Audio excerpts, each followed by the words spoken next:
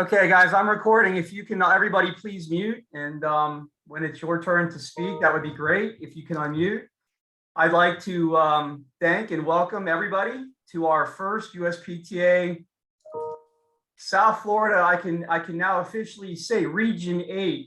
It's not District 13 A or B anymore. It's Region 8 virtual conference, and we're gonna get to all that in a little while. I titled it "It's All About Family" because we are a family, and it's important that we stay that way. Like any family, we have good and bad and different. We all communicate differently. We all have different personalities, but again, at the end of the day, we all have the same mission. And in this case, we are all leaders in the community, providing something that is a great need. And we provide emotional experiences through racket sports, which I think is extremely important, especially during this day and age. Now that we're coming out of the COVID situation, I don't know if we're ever going to come out of it. It's going to be, in my opinion, an endemic soon. Whoever makes that decision, hopefully will decide that soon. And then we're just going to have to learn to live with it. And the one thing that's helped, I think, the world has been tennis, and other racket sports, but, specifically tennis. That's why the game is like boomed so much, especially down here in South Florida. It's been incredible. And I hope that everyone is benefiting from that. Tonight's lineup, as you see, I shared the agenda for this evening. So for those of you who might not know me, my name is Todd Rubinstein. I'm the USPTA's Florida Region 8 President, which again will be discussed in a little while. It's not Miami anymore. I was the co-president with Pilar, who's also on, who is the president for the Miami area. So Region 8, I guess, aligns with the USTA regions, and it consists of Miami-Dade, Broward, and Monroe counties. So we're gonna Joe, Laura, Jim, whoever wants to jump on all that first when we get there, y'all can jump on that one. So we have two of our special guests couldn't make it this evening, but that's fine because we're going to probably still run long anyway. One is Danny Homidis. He owns Wynwood Padel Club, which is the largest padel club in the world. I'm sorry, in the United States, excuse me, in the United States. I don't want to jump the gun there. He actually was playing in the wild card. So the World Padel Tour first stop is here in Miami. It's going on pretty much right now. And he played in the wild card event, and he lost in the finals with Lepenti in the wild card event. Supposedly it was I didn't see it, but I heard it was a very close match. But because he's affiliated with the tournament, he couldn't participate in our meeting, but he still would like everyone to come out, check out Wynwood if you haven't been there, the paddle club, and we're going to try to get him on at another time. And then Jim Marks, who, if you've been in the tennis industry in Florida for any amount of time, you should all know Jim Marks through Florida Tennis Magazine. And if you are interested, since he couldn't come on tonight, I told him that I would pass this message along for him about his magazine. If you're interested in writing an article for the magazine, or if you'd like to put an ad in Florida Tennis Magazine, the standard rate for a full page is $500. A half page is $300, which is actually very reasonable. If you want the cover, you can get the cover, the back cover, whatever you want to do. A third of a page is $250, a quarter page $200, and then if you, he said there's discounts for more ads if you do for more than one issue. The magazine is now published 6 times a year, and it's distributed to over 500 clubs, parks, and resorts, different shops, and academies all throughout Florida. The March-April edition, which is going to be the next edition coming out, will be the 30th anniversary edition of this magazine. When the magazine started, there were probably about a dozen regional state publications when it came to tennis. Now there's about 5, and it's if you don't, I don't know if you don't know Jim. Jim's an amazing guy. He's the nicest guy on the planet. He will accommodate and give the shirt off your back. He's just a great guy. So again, if it's, if you're interested in advertising, which is something I wanted him to talk about this evening, unfortunately, we'll bring him on another time, and you will be able to get to meet him. Let me know, and I will forward you his contact information. So, but our premier guest tonight, who I'm thrilled. I've known Ivan a long time. Ivan Barron is our premier special guest this evening. I don't know if for those of you who don't know Ivan, he's been around a long time. I've met Ivan probably when I was 12 years old. We used to train at the same club in Pembroke Pines at Pembroke Lakes Racket Club. Right now, he's the current marketing consultant, and he's the event chairman for the Delray Beach Open, which literally just completed Sunday. Ivan, it was good to see you. Also, I haven't seen you in a while. It was great. It was great to see you. So this is an ATP 250 event, as well as they also have an ATP Champions Tour Legends event, and it's the world's only 10-day combined tournament that's televised nationally in over 100 countries as well. Ivan's a former #1 ranked ITF junior. He was his career high ATP singles ranking was he got up to 218 in singles and 156 in doubles. He was an All-American when he played at Georgia, and he finished 29 in singles in NCAA Division I in 1991. He's been inducted into the USTA Hall of Fame, and his biggest accomplishment that he's ever done is that he won a state high school tennis championship. I'm kidding, Ivan. But he was a part of our high school team. We did win states in '88, so go Cowboys. Ivan, you there? Yeah, can you hear me? Yeah, I hear you. So I tried to make that introduction as long as possible. Was that okay? Because I know you're premier guest is pushing it, Todd. I probably lost to you and Rick Fago and a couple of others on this call in a pro-am, I'm sure, a few years ago. When's the last time you played? When's the last time you actually picked a racket up and played? Oh yeah, 6 months ago with my two oldest kids. They play high school rec, so probably 6 months ago. Wow, how did it feel out there? You miss it? It's okay. I mean, I like to get a sweat, so it felt pretty good. You're on marathons now too, don't you? I used to, yeah. I actually ran about 4 of them, and then I stopped doing that. I kind of go in phases. Every couple of years, I do something a little different. All right. So we're going to talk about Padel and pickleball tonight. Also, do you play either of those?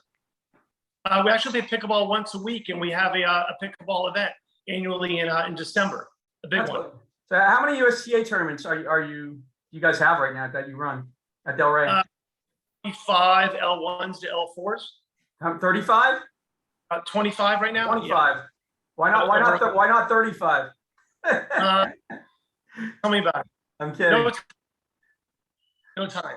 When I was leaving the other night, you're funny. You're like, go home. I'm like, yeah, the tournament runs itself.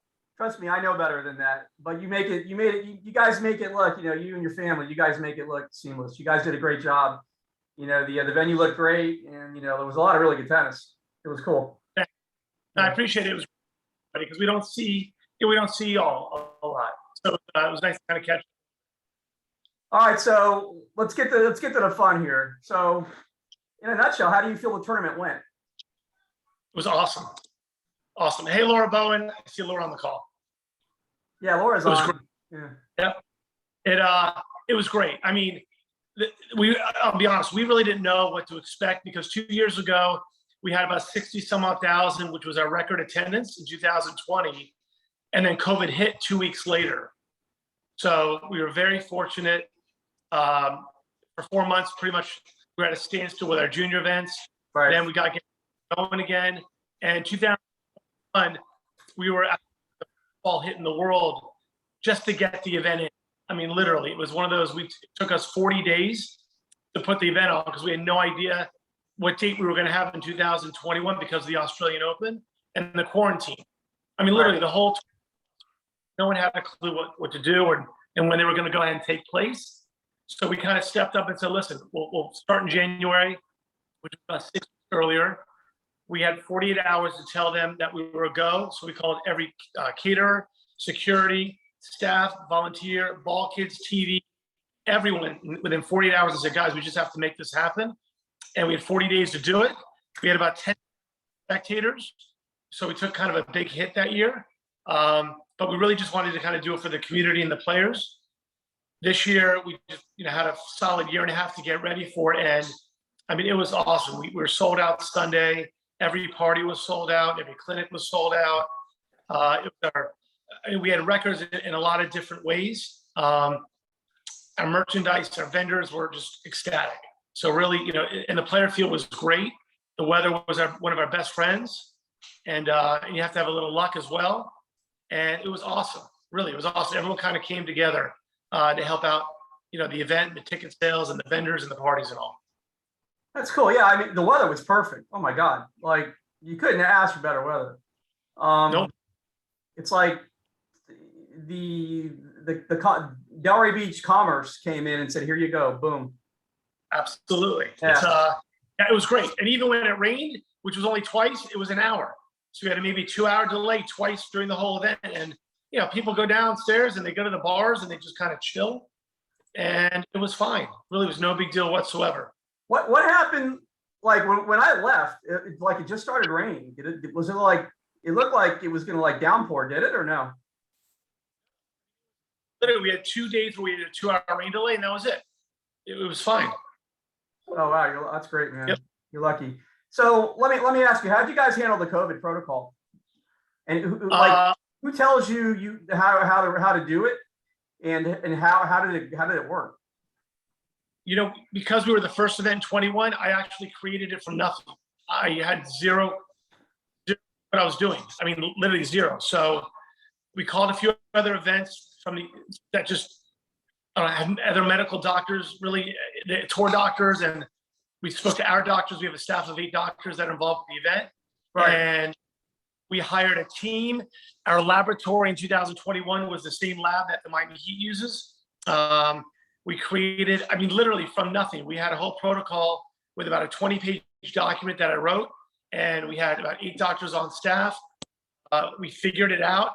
All the players in the hotel in 21 had to stay in the hotel. We had a bubble. Okay. Where was the hotel you guys used? It was actually in Boca that year, in 21. Okay. Yeah, it was tough. They literally could go nowhere. It was hotel, site, back to the hotel. They couldn't even, if they walked into a Dunkin' Donuts for coffee, they were kicked out of the event in 21. Oh, wow. It was rough. Let me ask you, in Australia, what do you think would happen with Djokovic? What do you think about all that? I think really as a director of a tournament, how do you feel? Like, do you feel it was fair? It was right? I think it was a miscommunication, to be honest. I think it was one of those where maybe he thought he did the right thing. Maybe Australia thought they did the right thing. Right. Maybe some of the wasn't correct. It's one of those where, there's really only a couple players that are not vaccinated.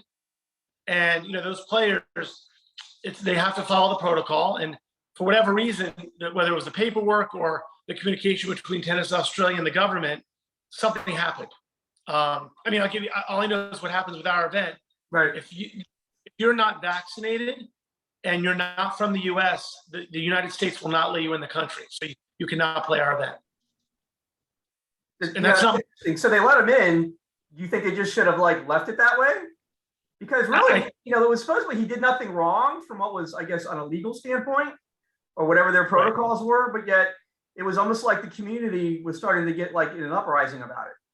So it was like a lot of pressure was being put on the government or whoever the individual or individuals were to make that decision. So that's why they kind of you're out. That's kind of how I thought. I don't know if that's necessarily the truth, but. Yeah, I don't know firsthand. I really don't. It's one of those, I actually know what you know or not. It's one of those, there's no inside information. We know he got a couple, where the Tennis Australia said he was okay to get in there. Right. And then we read on that, I guess some of his paperwork wasn't, I guess, correct, or wasn't, something with the paperwork wasn't right. Got it. And then he was positive in a different country. So I guess there was just too many what ifs. And then the government said, something, we're just not going to take the chance. What would you have done? Would you have let him stay and play? Well, the truth is Tennis Australia they had no say so. It was the government. Government itself. All right. I hear you. Okay. That's a very good PC answer. You're right though, but you're absolutely right. You're 100% correct though. You are right. You are right. Which to play our event, but if Biden says no, it's not happening. I get it. Well, The first lady and her daughter was supposed to come out Thursday or Friday to our event to watch. oh, no kidding. What happened? Because she was in town. They were going to come in, and then last minute something came up and she stayed in Miami. So it's kind of cool. Oh wow. Okay. Yeah. A little behind the scenes stuff. It's too bad she didn't show up. That would have been great press. Great, and Venus and Serena came by, which was also nice. I saw that. Yeah, I saw them there. I think was it Friday night? Friday night, right? Yeah, Serena one night, Venus there 3 nights. Yeah. Okay. Okay. Yep. All right. Cool. So let's imagine somebody wants to start an ATP event. Now, I remember back in the days of Pembroke Lakes, it started off as a challenger event 30 years ago at Pembroke Lakes, where there's 32, 30, however it was. And then it went to Coral Springs and then to Delray, where you are today. So let's say someone wants to start an event. What does someone have to do? An ATP event. First of all, you need a boatload of staff and you need a lot of hours and you need a pretty good investment. And the truth is you can't start one. Right now, the tour doesn't want anymore. So the only way really to run a tour event, and we get, I'd say, half a dozen calls a year to buy our event. Right. And we sale. So really you have to buy one. And that's really the only way you can get one. Like when you say like buy one, what is something like what can you like? Is there a number? Like what's the number? Like what would the number be? Like I'm not saying what you paid, but what would be the going rate today? Say so is it like someone buying a company? They come in and say buy a tournament, or say you want to start your own sanction, like get your own event. Well, I'll put it this way: there was an event that was sold 10 years ago. Okay. That I don't know if I can say the number because I don't know if it's private or not, but it was millions and millions and millions. I'll kind of leave it at that. Okay. Yeah, and even Indian Wells, when it was bought, I think 10 years ago or so. Do you remember that from Passerelle? Yeah. That was a lot. Let's put it this way: over 100. That's a big number. A lot. And I like that. Oh, it was over 100. All right. So let me ask you. So say you have the money. What kind of qualifications do you need to like start an event? Can anyone do it, or do you have to have a certain? Well, first of all, not everyone can do it because you have to get approval from the tour. It starts with that. Okay. Anyone, let's say with money going and running their own event, you need a site, you need staff, you need experience, and you got to go ahead and have backing of, let's say, corporate sponsors, and you need to, you got to have your head on your shoulders. And then, then it's what if. So really, they don't need to have more events on tour, right? Because there's right now. And it's a pretty solid tour right now. All right, so you went from a challenger to a 250. Let's imagine, you want to like up the game and go to a 500. Would you be able to? And is that something you could potentially do? And how does that work?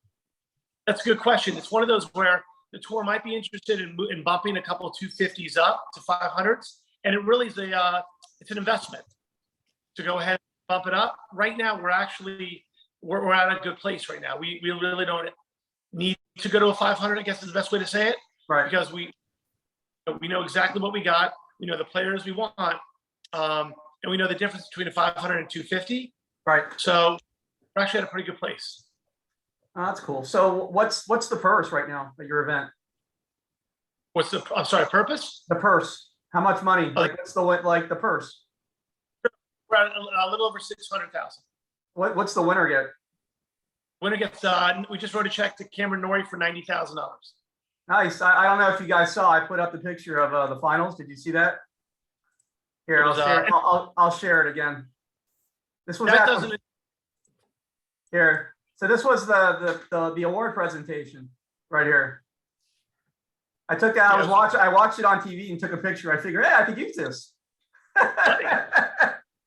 So yeah, it was great to see your brother also. Yeah, Adam's doing great. Yeah, I wanted him to come on. I'm like, yeah, you should come on, and you guys can tag team off each other. You get him on, totally. Yeah. So as his brother, I mean, how well has he slid into this after being a lawyer for 15 years?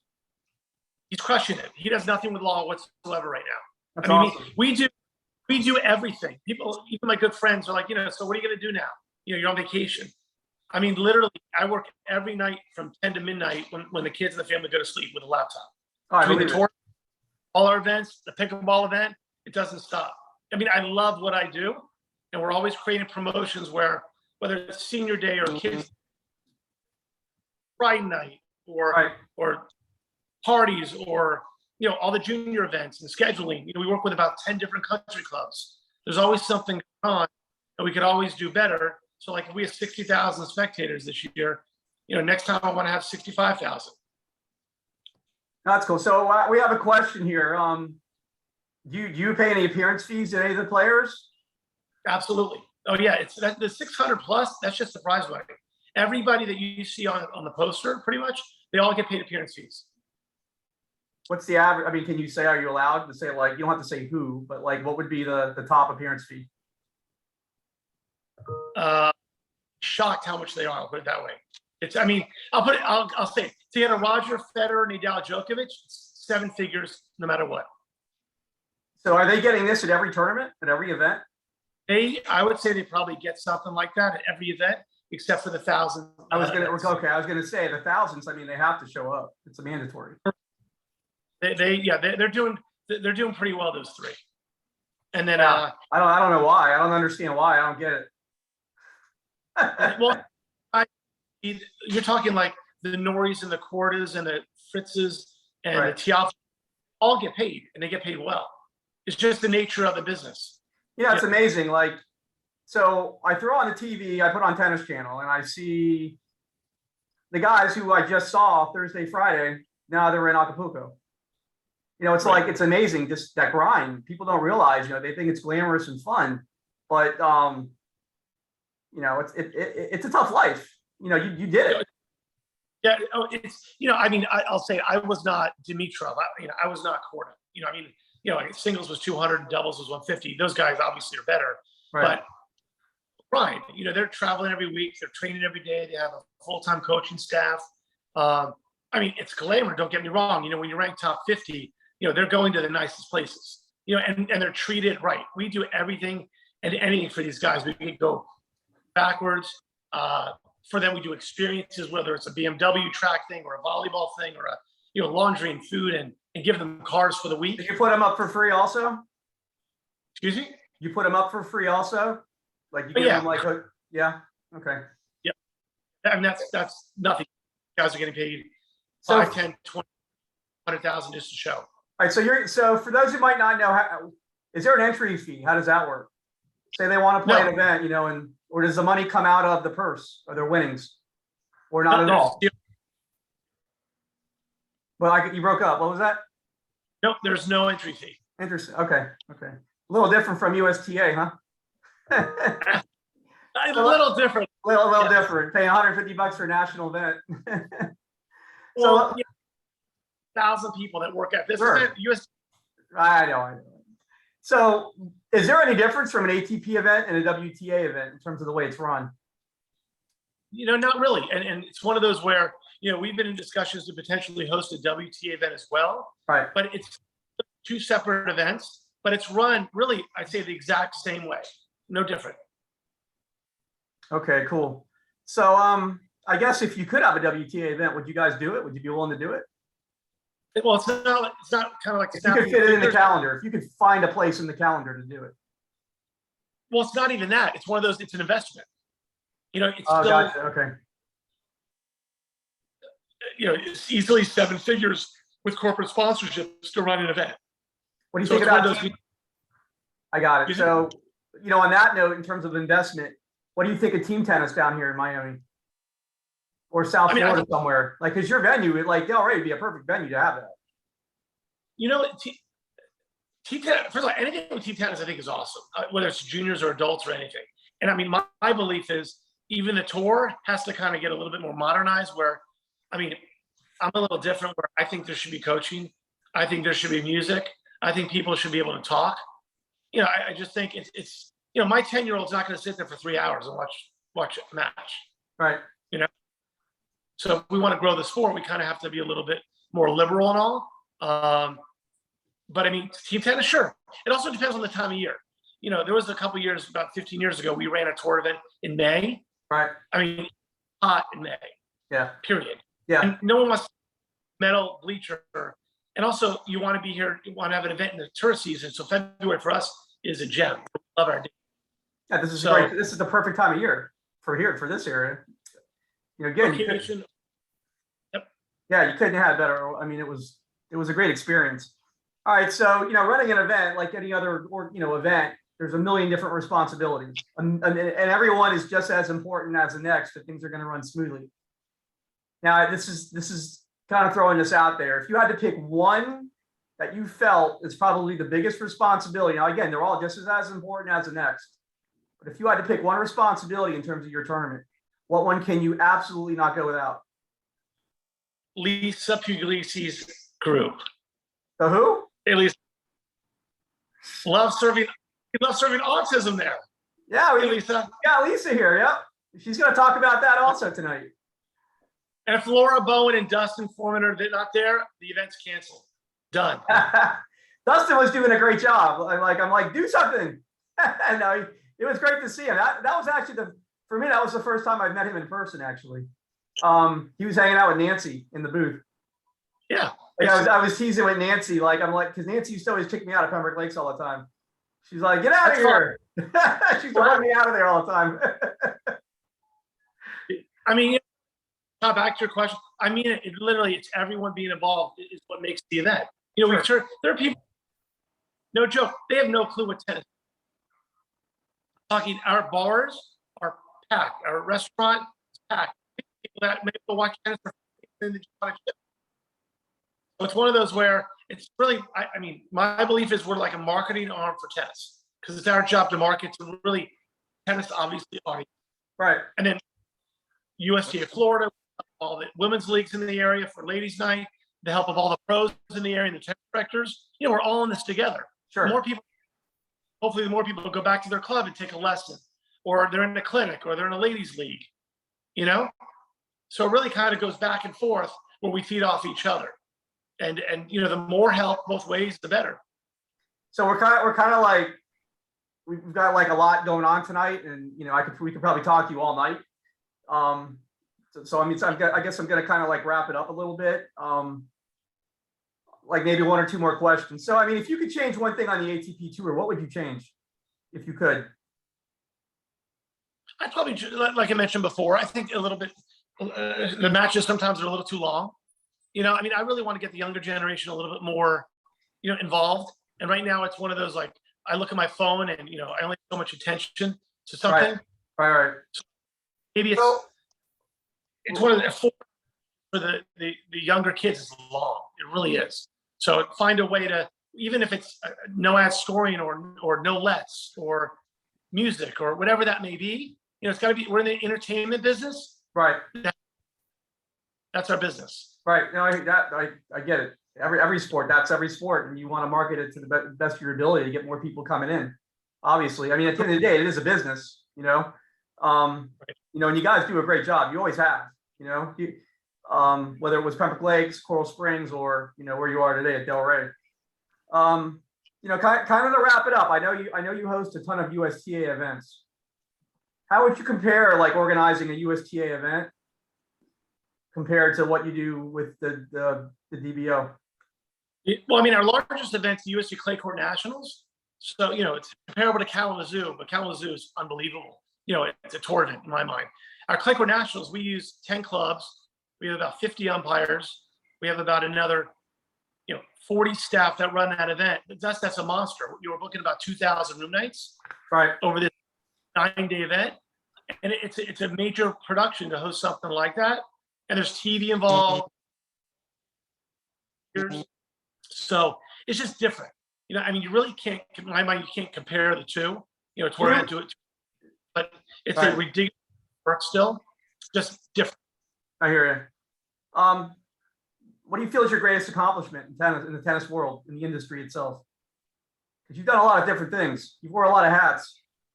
Yeah. I mean, I love coaching college tennis. I coached for 4 years at Miami and FAU, which, not many people know that too. That was great. Honestly, I just enjoy what I do. I mean that. I always try to, our staff tries to kind of create different things. And we have a non-tennis group, and especially kids come out and they're taking a free lesson. We give them free tickets and we take a picture with them and a player. I just think it feels great. I've done a lot in tennis. Right. Almost. Yeah, I mean, Really? there's so many avenues in tennis somebody can take. It's not just being a teaching pro. There's a million different avenues, and it's amazing how the pathway somebody might take. You could just run into somebody like walking up the stairs. Next thing you know, you're going from on the court teaching to maybe, working events. I mean, who knows? There's like a million different things you can do. That's the one good thing about this sport. So real quick, we're gonna wrap this up. I just want to do like a little fun. I have a couple questions here for you. You're just gonna just straight up. It's either gonna be one or the other. So for example, I'm gonna say FAU or University of Georgia. Pick one. Gotcha. This is like welcome to your life. You ready? I get it. All right, FAU or Georgia? You said FAU or Georgia? Yeah, pick one. You have to pick one. Tennis Pickleball? Tennis. Pickleball or Padel? To be honest, I'm not familiar with paddle. So I have to go pick. Pick one. I'll say it. No. Okay. We're all business. We run 2 events now. Right. So Perfect. pickleball. Pembroke Pines or Plantation? That's a good one. I say actually, that's tough. I mean, I lived in both. Half my life. Hi. Oh, come on, man. That's so lame. All right, whatever. Well, Pembroke Pines is where it all started. So you got to say Pembroke Pines. All right, there you That's go. right. Okay. Yeah. Steve Rayner, there you go.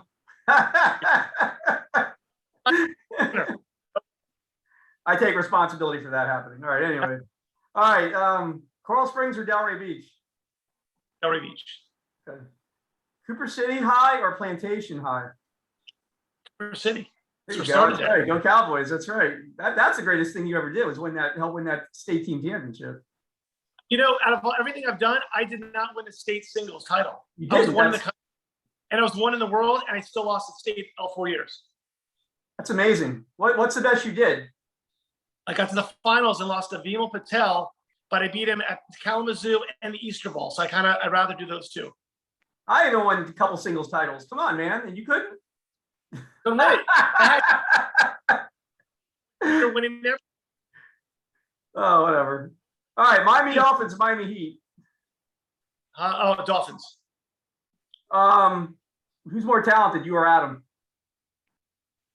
I'm a harder worker, and he'll say the same thing.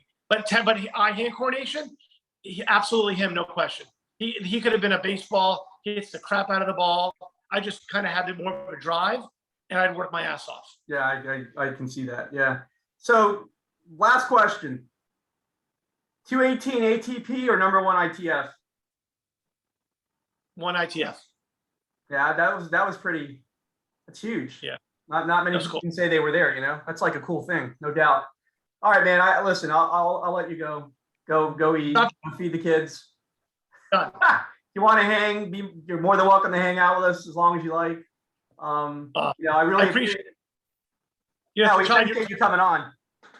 No, you're awesome. I haven't seen my kids in 2 weeks, so I'm going to kind of go sit at the dinner table with them. Yeah, all right? Enjoy your family. It was great seeing you. Thanks for coming on. You got that suntan going. I wonder how that happened. Right. All right, man.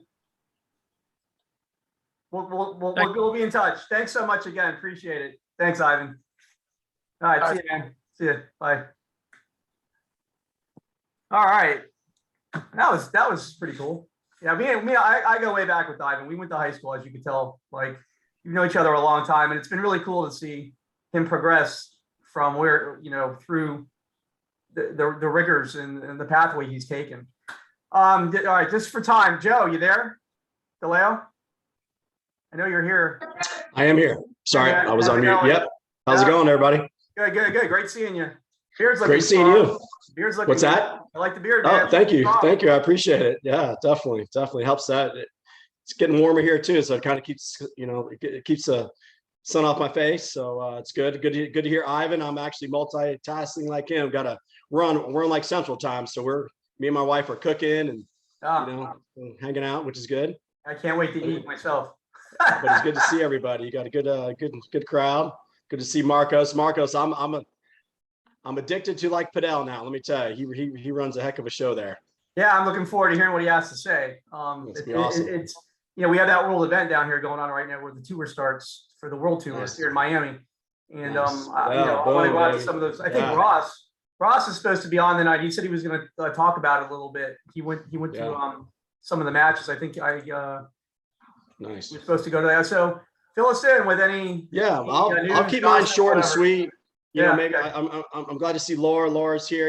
I mean, I can talk for a little bit, a few updates. Laura, and if me and her work so much, like together on stuff. So if anybody has any Q&A, we can kind of tag team on that. Me and Laura like to talk tennis, of course, USPTA, USTA Florida. But on the national updates, I know you put that on there, but there's really not much to share. There's lots of stuff coming up soon. I'm just not allowed to share that any kind of information soon with like USTA. But I know a lot of conventions. I was on a national call last week. It's once a month, and it's great to see a lot of all the division conventions are getting back to in person, face to face, which is really cool to see. So lots like going on behind the scenes. But that was probably really good to see that there's so many like divisions that are getting back to face, and which a lot of last year was obviously virtual. So, which is good. Everybody's kind of getting back together, just like you guys down in Miami. It's great to see what you guys have done and, like continue to do and everything. You guys got a great team down there for sure. I appreciate that. And, We're real soon. We're gonna organize a like in-person event down here real soon. Absolutely. That's awesome. That's awesome. Real soon. And actually, this is for everybody. We're gonna. I'm gonna put this out in an email. I'm gonna talk to the woman tomorrow. Her name is Nina. I'm gonna organize a beach cleanup. We are in Miami, and the beaches Nice. and all that. And I'm gonna organize a beach cleanup for the USPTA members down here. And then any kids who need community service hours for school, they can come out and help with. So they'll get some community service hours as well. Nice. Very nice. Yeah, I'm gonna get that organized in the works. And that was a good that was a good update what you did about Region 8. We still have like the districts, but we just combine them. We align with USTA Florida. If you have some questions with us, with me and Laura about that, but it just kind of made sense. Obviously, like you said, North Miami, South Miami-Dade, South Broward, and also the Keys. It just made sense to kind of combine it, especially since you guys are going to be doing, so many like virtual meetings. I mean, these aren't going away. I mean, it's great that y'all want to go face to face, but you'd probably never get this many people together, at one time, just traveling and everybody's so busy. So absolutely. It's the way of the world now. It's the way the world works. It makes life a lot easier, saves time, and you're able to get things more done also. Absolutely. All right, cool. I'll just give you a few, I'll give you just a few like USPTA Florida updates. Sure. It was very nice, like Laura Bowen was such a great host to us and the Florida board.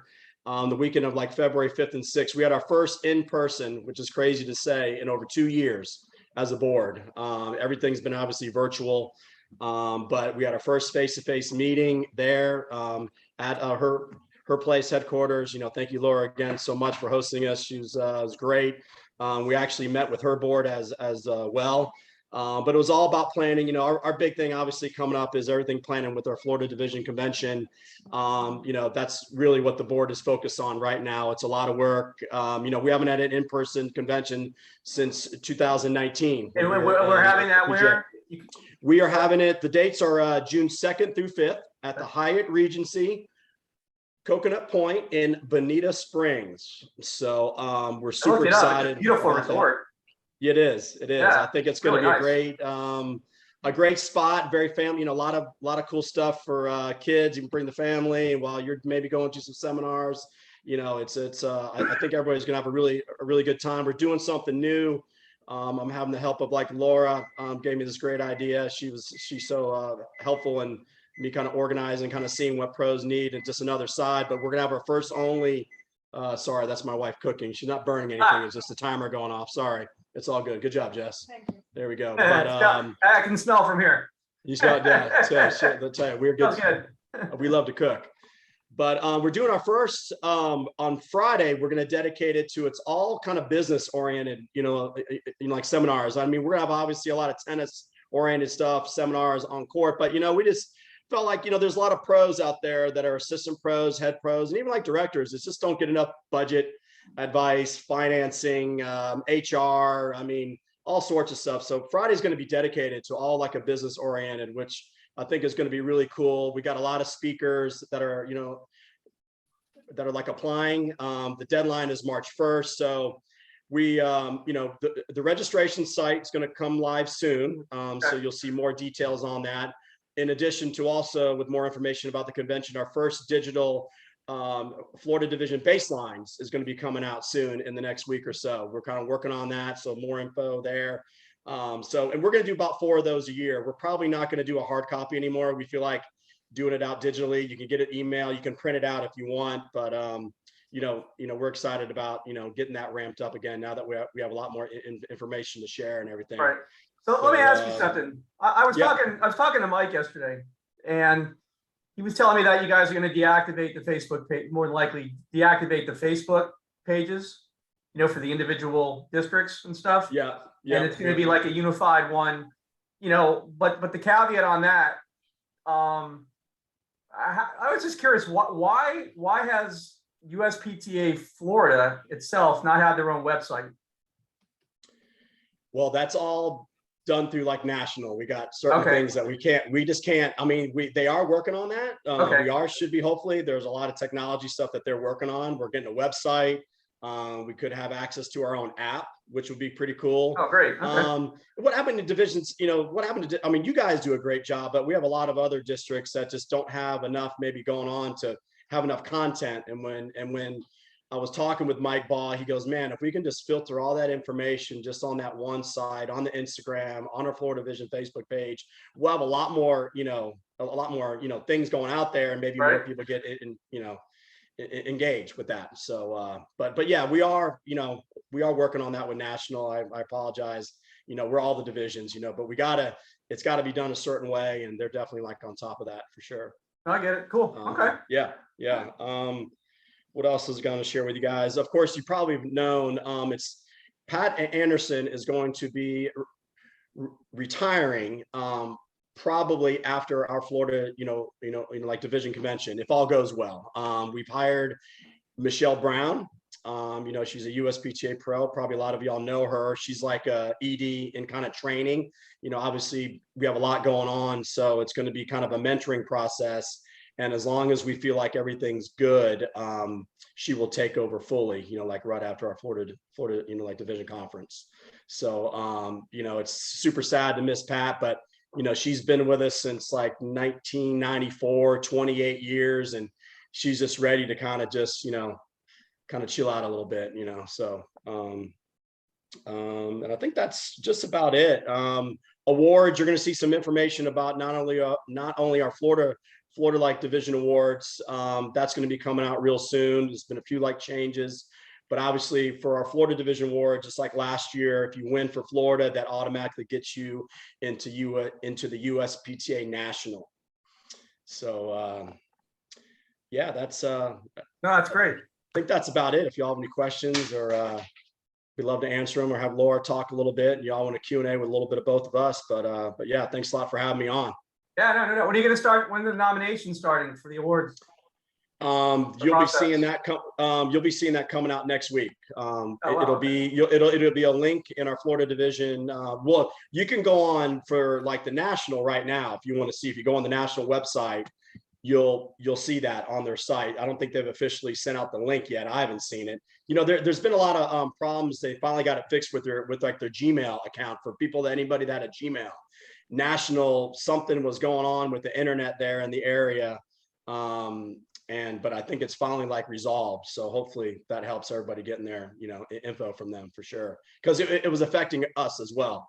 Anybody with the Gmail address was not getting the emails. It was going automatically in your spam or your junk folder. But John feels real bad about that. It's real important for us to be able to tell everybody what's going on, via email and stuff. So, but that's all been good now, resolved. All right, cool. Does anybody have any questions for Joe? Going once? Going twice? All right. All good. Good deal. All right, Good man. deal. Thanks for that. Where's Thanks. the, Go eat. look I at know you Carlos. like Carlos eggs. has a glass of red wine in his hand. You better have some red wine. Does he have there? Oh, there we go. No way. Oh, nice, Carlos. There we go. Me Nice too. try, Joe. Nice try. Me too. I know. Well, it's somewhere there. Awesome. Thank you so much. And again, if you have any something comes up with any kind of questions, let me know. Pass it on to Laura. Hi, Laura. How you doing? Great to see you as always. Thanks, Joe. Appreciate it. Yes, sir. Thanks, Joe. Hi, Todd. Hey, everybody. All right. So I know you're going to be giving us a lot of information here, a lot of new stuff. But it's actually really important as well for something that we're going to be pushing with and something you might want to do with your clubs as well. So Laura, fire away.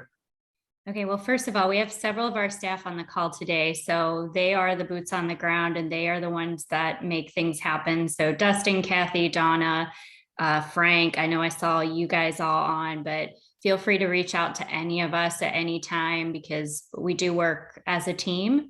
And as Ivan, I don't think I could put it better than Ivan said, that we all work together to promote and grow the game. And that's kind of what we're here to do. I did want to start off, I don't know that you guys get the same market insights that we do at USTA. So I just wanted to share a couple of points from the industry data that we're seeing for 2021, because I think you guys will find it kind of interesting and that'll tee up some of the things that we're doing at USTA Florida. These are the industry numbers from all the manufacturers that basically 2021 was the largest year-end racket unit total sales since 2010. And it was the largest year-end total dollar amount on record. And that overall tennis ball units were actually down, but that was largely because of the supply chain issues, which I know you guys are all seeing. So when you look at the numbers in total, if you look from 2019 to 2021, basically, you know, our industry has grown, or at least from a sales perspective, has grown some crazy number, like in the 40+% category. So the demand overall for tennis clearly is off the charts. I know you guys are seeing that in your clubs, you're seeing that in your shops. We're seeing it in our programs. We're at the highest level in participation in our league program. Tournament play is up. So I think we're all kind of in this boat of fantastic demand, but we do have some issues with supply. And on our side, basically, there's a couple of things that have come up across the board. One, just general needing of support to improve facilities. So a lot of facilities didn't, you know, resurface their courts and do other things during the pandemic. And I did want to let you know that USTA has resumed its facility grant program. And so if you have a club that needs court resurfacing, if you need blended lines, if you need nets, if you need a complete renovation or construction project, USTA is offering that support again, and you can find that information on USTA.com. So I know that's something we hear quite a bit. The second thing is just a shortage of tennis coaches. Like, you guys are wonderful human beings, but you can only work so much. And I know many of you work 7 days a week, 12 hours a day, and you need more bodies to help coach the game. So as Joe mentioned, his board met with 4 members of my board, 3 of whom are teaching pros, and most of you know Chuck Gill, who's at Wellington Tennis Center, Phil Girardi, who is over in Treasure Bay, and then we had Marcelo Goetz, who's at Lake Kane Tennis Center in Orlando. And so together, they've been working alongside Joe to put together an expanded version of our community coach pilot program, which we ran in the fall. And they were delivers of that program when we tested it. So the basic of this program is that essentially we go to public park facilities that want to host a training, and it's all community-based entry-level programs. So Red Ball Youth is a perfect example. Summer camp, counselor training, those kinds of entry level. You don't need, you know, a lot of skill to do. You just need a passion for the game. And so we're partnering with public parks to offer that training. And as a companion to that training, we would ask the pros in the area to offer mentorship, which basically means allow a person who goes through the training to teach with you for a little bit so that they can learn. The whole idea is that the more entry-level coaches we can get in the game, the more consumers we can serve, and eventually the more help you guys will have on your courts. So in partnership with Joe and his team, we are asking the district presidents, the Todds of the world, to actually help find some public park locations in your region that would be open to holding these trainings. We'll do all the administrative work. We'll set them up. We'll market and promote them. We'll track the participants, and we'll work closely with those of you who are involved to give you a list of those individuals who are coming to the training so that you can continue to mentor and engage with them. So this program is actually something, like I said, we piloted last year. We had more than 40 participants come to our trainings. Many of them stayed engaged at the locations that they trained at. And I know that our 3 facilities that Frank Swope and his team manage, we also are offering these trainings at our facilities. So you'll see us offering them directly as well. So that's our big project for the year. And, you know, thanks to Joe for partnering with us, because ultimately we know that you guys are the best ones to mentor these young professionals. And I do want to give a shout out to Kara at Coral Reef. She did something like this last year before we even thought about it. She actually trained several members, several high school kids who were at her facility. And one of them is a student at UCF that just applied for a job at Redbug Park here in Orlando. So that'll show you kind of how that works. You train, you mentor, these kids go off, they do something else, and they end up working in a public park system. So again, we've devoted budget for this, all the administrative support, and Joe, Todd, and their team are going to work to make sure we have the people on the ground willing to mentor. So that is my big update for this group. And of course, I'm happy to answer any questions that you guys have about anything USTA or USTA Florida. Anybody, guys? So let me ask you, Laura, so this is just, I know it's like public parks, but can this be done also at a private facility? Or I mean, could the training be done, for instance, at a private facility, but yet then they go off to a public facility?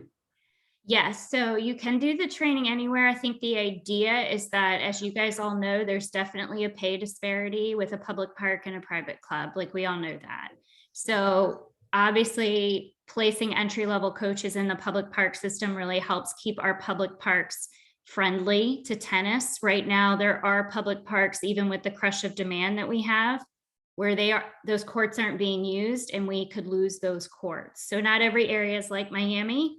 There are other areas in the state where we go visit, and there's a lot of private clubs who don't have enough courts. And then we have the city looking to basically remove the tennis courts because nobody's using them. And that's a real shame. We don't really want to lose those courts. So we need to get more bodies on those courts that are willing to coach or teach. And high school is a big part of this too, Todd. And I know that's a part that you're very, very familiar with. A little bit. That is a curriculum that we offer. So we do want to help get more high school and middle school coaches involved as well. So they don't necessarily have to teach at a club or a public park. They might actually become a high school or a middle school coach, which would be helpful too. All right, cool. Anybody have any questions for Laura? Yes, I do have a question, Todd. This is Paulo here in Hey, go Miami. ahead. Absolutely. Like you just mentioned there, Laura, about a lot of those other parks and tennis centers around the state, and I've been to a few of those. Just yes, there's a lot of tennis courts and parks out there open with not being used, and if they want to buy. But now that USTA is working with the Padel, with the pickleball, they all together. Do they have talks about adding those on those tennis courts, kind of do the multi courts, where adding the pickleballs and the Padels on those parks as well? Is the USTA talking about that? So USTA wants it to be complementary, so we don't want to lose courts. Basically, we're all for adding Padel and pickle, and we think that's the best way to go. I think one of the reasons pickle is so successful is that it's run very socially, and you need volunteers to run it. You don't necessarily need a teaching pro on the court. If you do have one, that's great at a club, but most of the public parks, you just have 50 people show up every morning and they rotate around and play pickle, and the public facilities and parks love that. because it's encouraging play. Where if you go to the tennis courts, you don't have that kind of environment where you have all these people showing up at the same time. It needs more coordination, and it also needs a little bit more care and feeding. So what we try to do, Paolo, is work with the municipality to say, can we make this a vibrant facility for all racket sports? In many cases, they have other locations for pickle. And Padel, you know, Marcus can probably speak to that better than I can. There are many parts of the state that's not in the conversation yet. It might be eventually. I know Miami, it's very hot. Orlando, of course, it's also in the conversation. But there are some areas of the state where I don't even think that's popped up yet. I hope I answered your question. Yes, you did. Thank you. Yeah, I just thought because like we have it like after we added pickleball, I mean, we have all in one location, you know, they're all next to each other. It does help. We do have now pickleball players playing tennis and tennis playing pickleballs. And even now, you know, people are talking about Padel. Yeah, let's put it all together so we can, even the pros are getting, you know, start to teach pickleball instead of tennis and mixing up. So I think it just creates a lot of opportunities, you know, if they right next to each other, you know. All right, cool. Anybody else? Thanks, Paula. Anybody else have questions for Laura? Okay, Laura, thank you so much. Really appreciate it. Thanks. All right, we're going to pivot real quick over to Lisa with the adaptive tennis clinic over at the Miami Open. How's it going, Lisa? Hey guys, thanks Todd. It's great to see you all. Just an update for Love Serving Autism. We have I put the flyer up. Thanks, I appreciate that. There you go. The Miami Open, they put this flyer together for us. Basically, we're doing an adaptive tennis clinic on Friday, April 1st, and we have 20 participants from the South Florida Autism Charter School coming. And it's actually, they're actually editing it because the time isn't right. It's actually from 11 to 12, and there's one spelling typo. Being a speech therapist, I had to find it. So I am looking for 2 additional. You know, like if anyone can find the typo, give them a 5 or something. You know what I mean? Like, let's see what all the English majors are. Yeah. We are looking to invite 2 additional USPTA Florida professionals to come out, and the training will start at 10 a.m. The gates open at 10 on Friday, April 1st. So we will come in at 10 a.m. I would do the training with you guys, whoever's interested in volunteering for the clinic.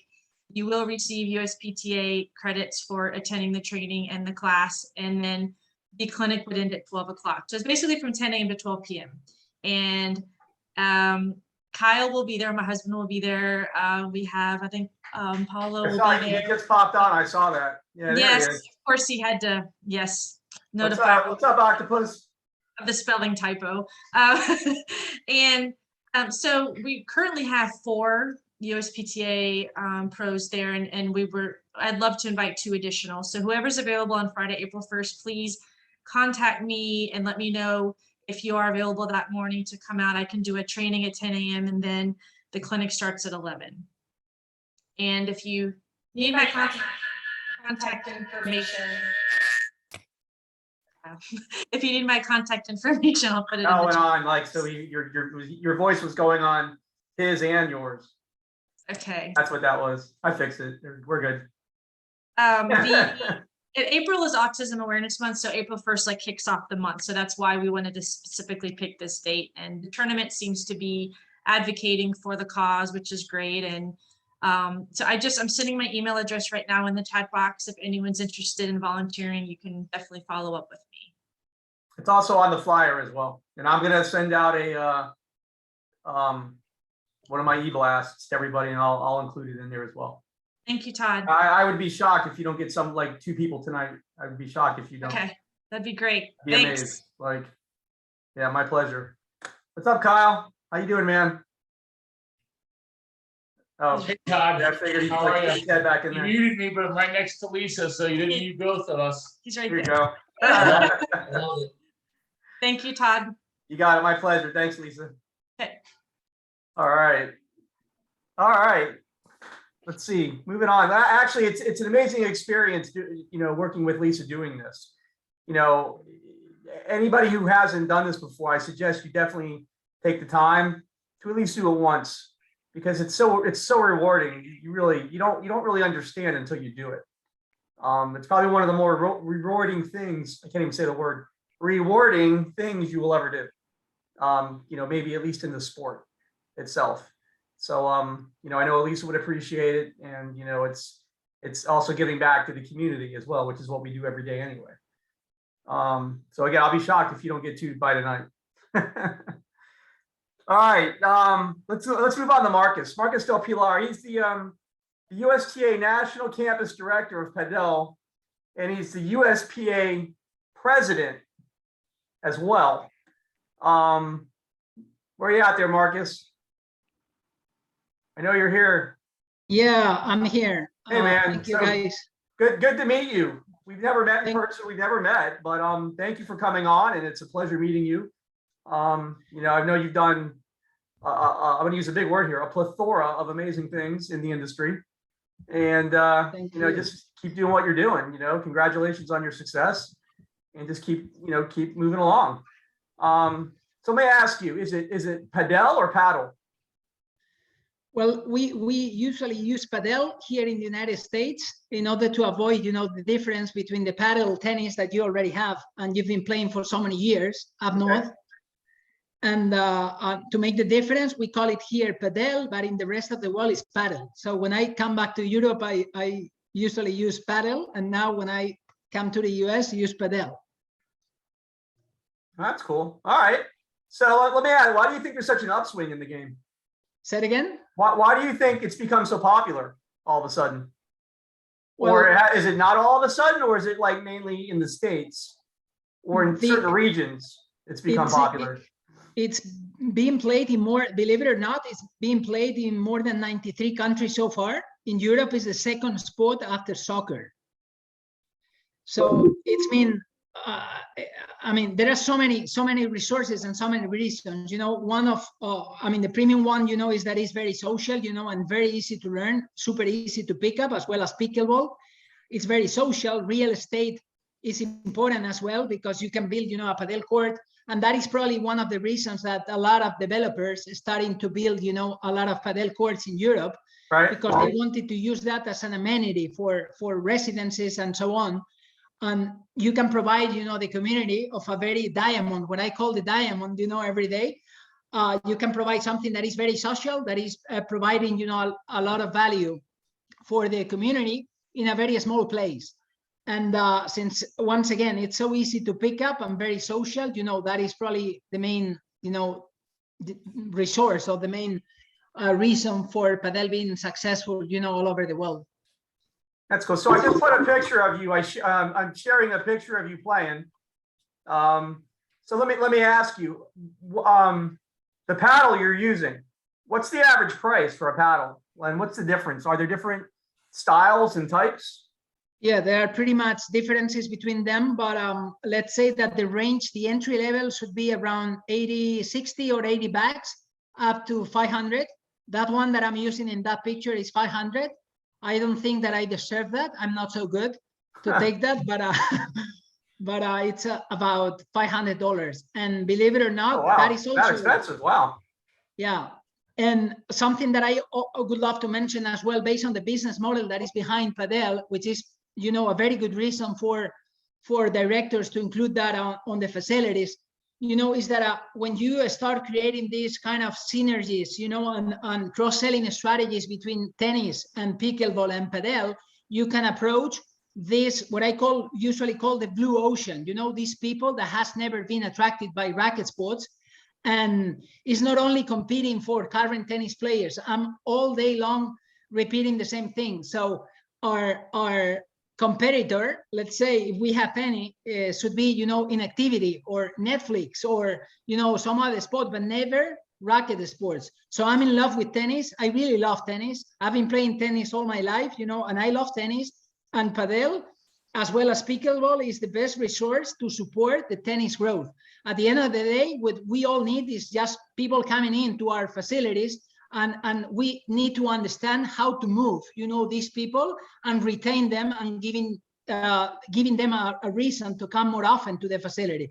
So you have some players that are coming to play tennis and they can come over a couple of more days just to play some padel. Man, at the end of the day, that income, that revenue stream, that revenue extra stream is impacting very highly, you know, on the account of the P&L of the facilities.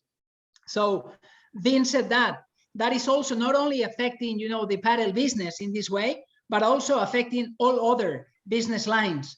That is also affecting the food and beverage a lot, because people, you know, at the end of the day, they stay at the facility and they are having fun, and you create this feeling of belonging, which is something that we all need to look for all the time.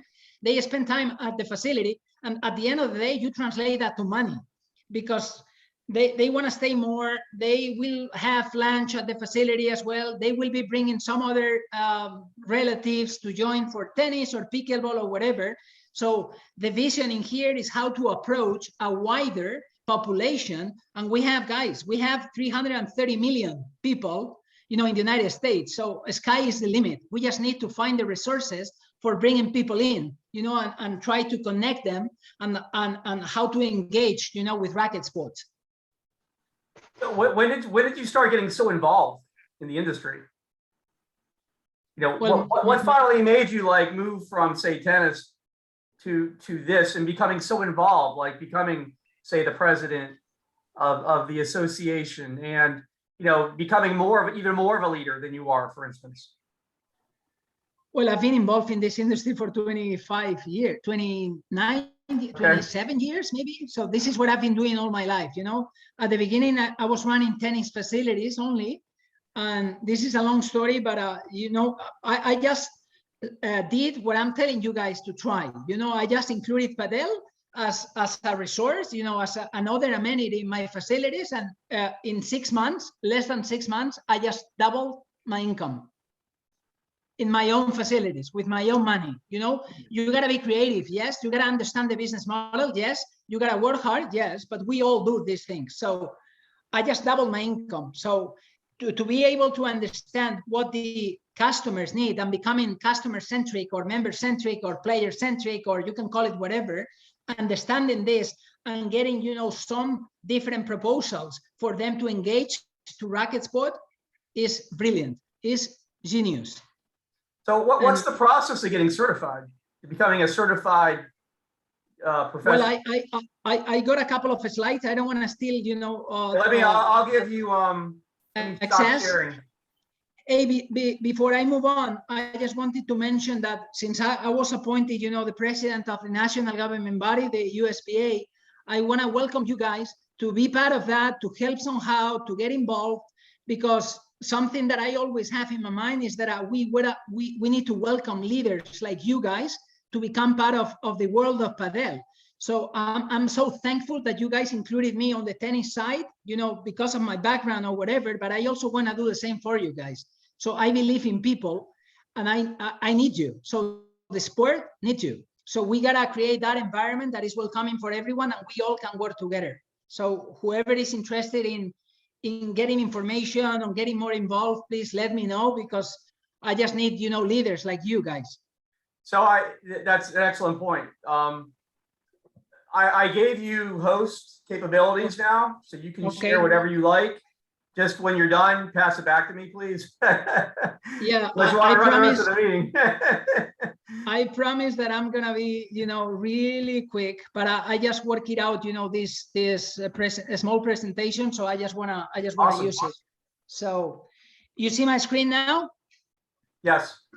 So for those, obviously, we are going to be talking, and this is pretty interesting. I'm going to be talking about the growth of Padel in the United States, and this slide is pretty interesting. So this is the number of courts that we had, you know, so many years ago, let's say 3 years ago, and look at this now.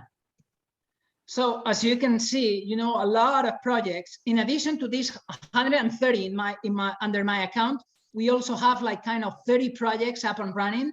So my guess is that in 2022, we'll be doubling the number of courts that has been built in the last 20 years in the industry. So in the United States, I mean, so that is a pretty interesting data. And, you know, on this part, you know, since I believe in people, once again, the best way to grow the sport, as well as in tennis and pickleball, is trusting in leaders. We need leaders to get involved. That's why I'm so proud to be part of the USPTA and working, so hard for extending the reach, not only in the United States, but also in some other countries.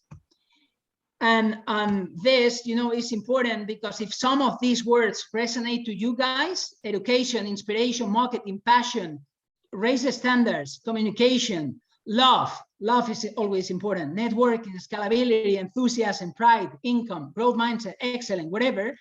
I think that we gotta take care of the next generation of ambassadors to run Padel for the next years in the country. For those that don't know me, oh.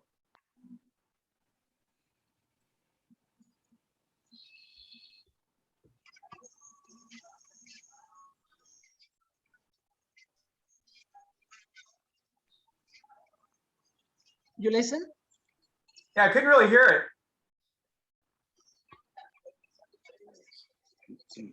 Sounds like maybe you're playing something, but it's coming out like really muffled if that's what it is.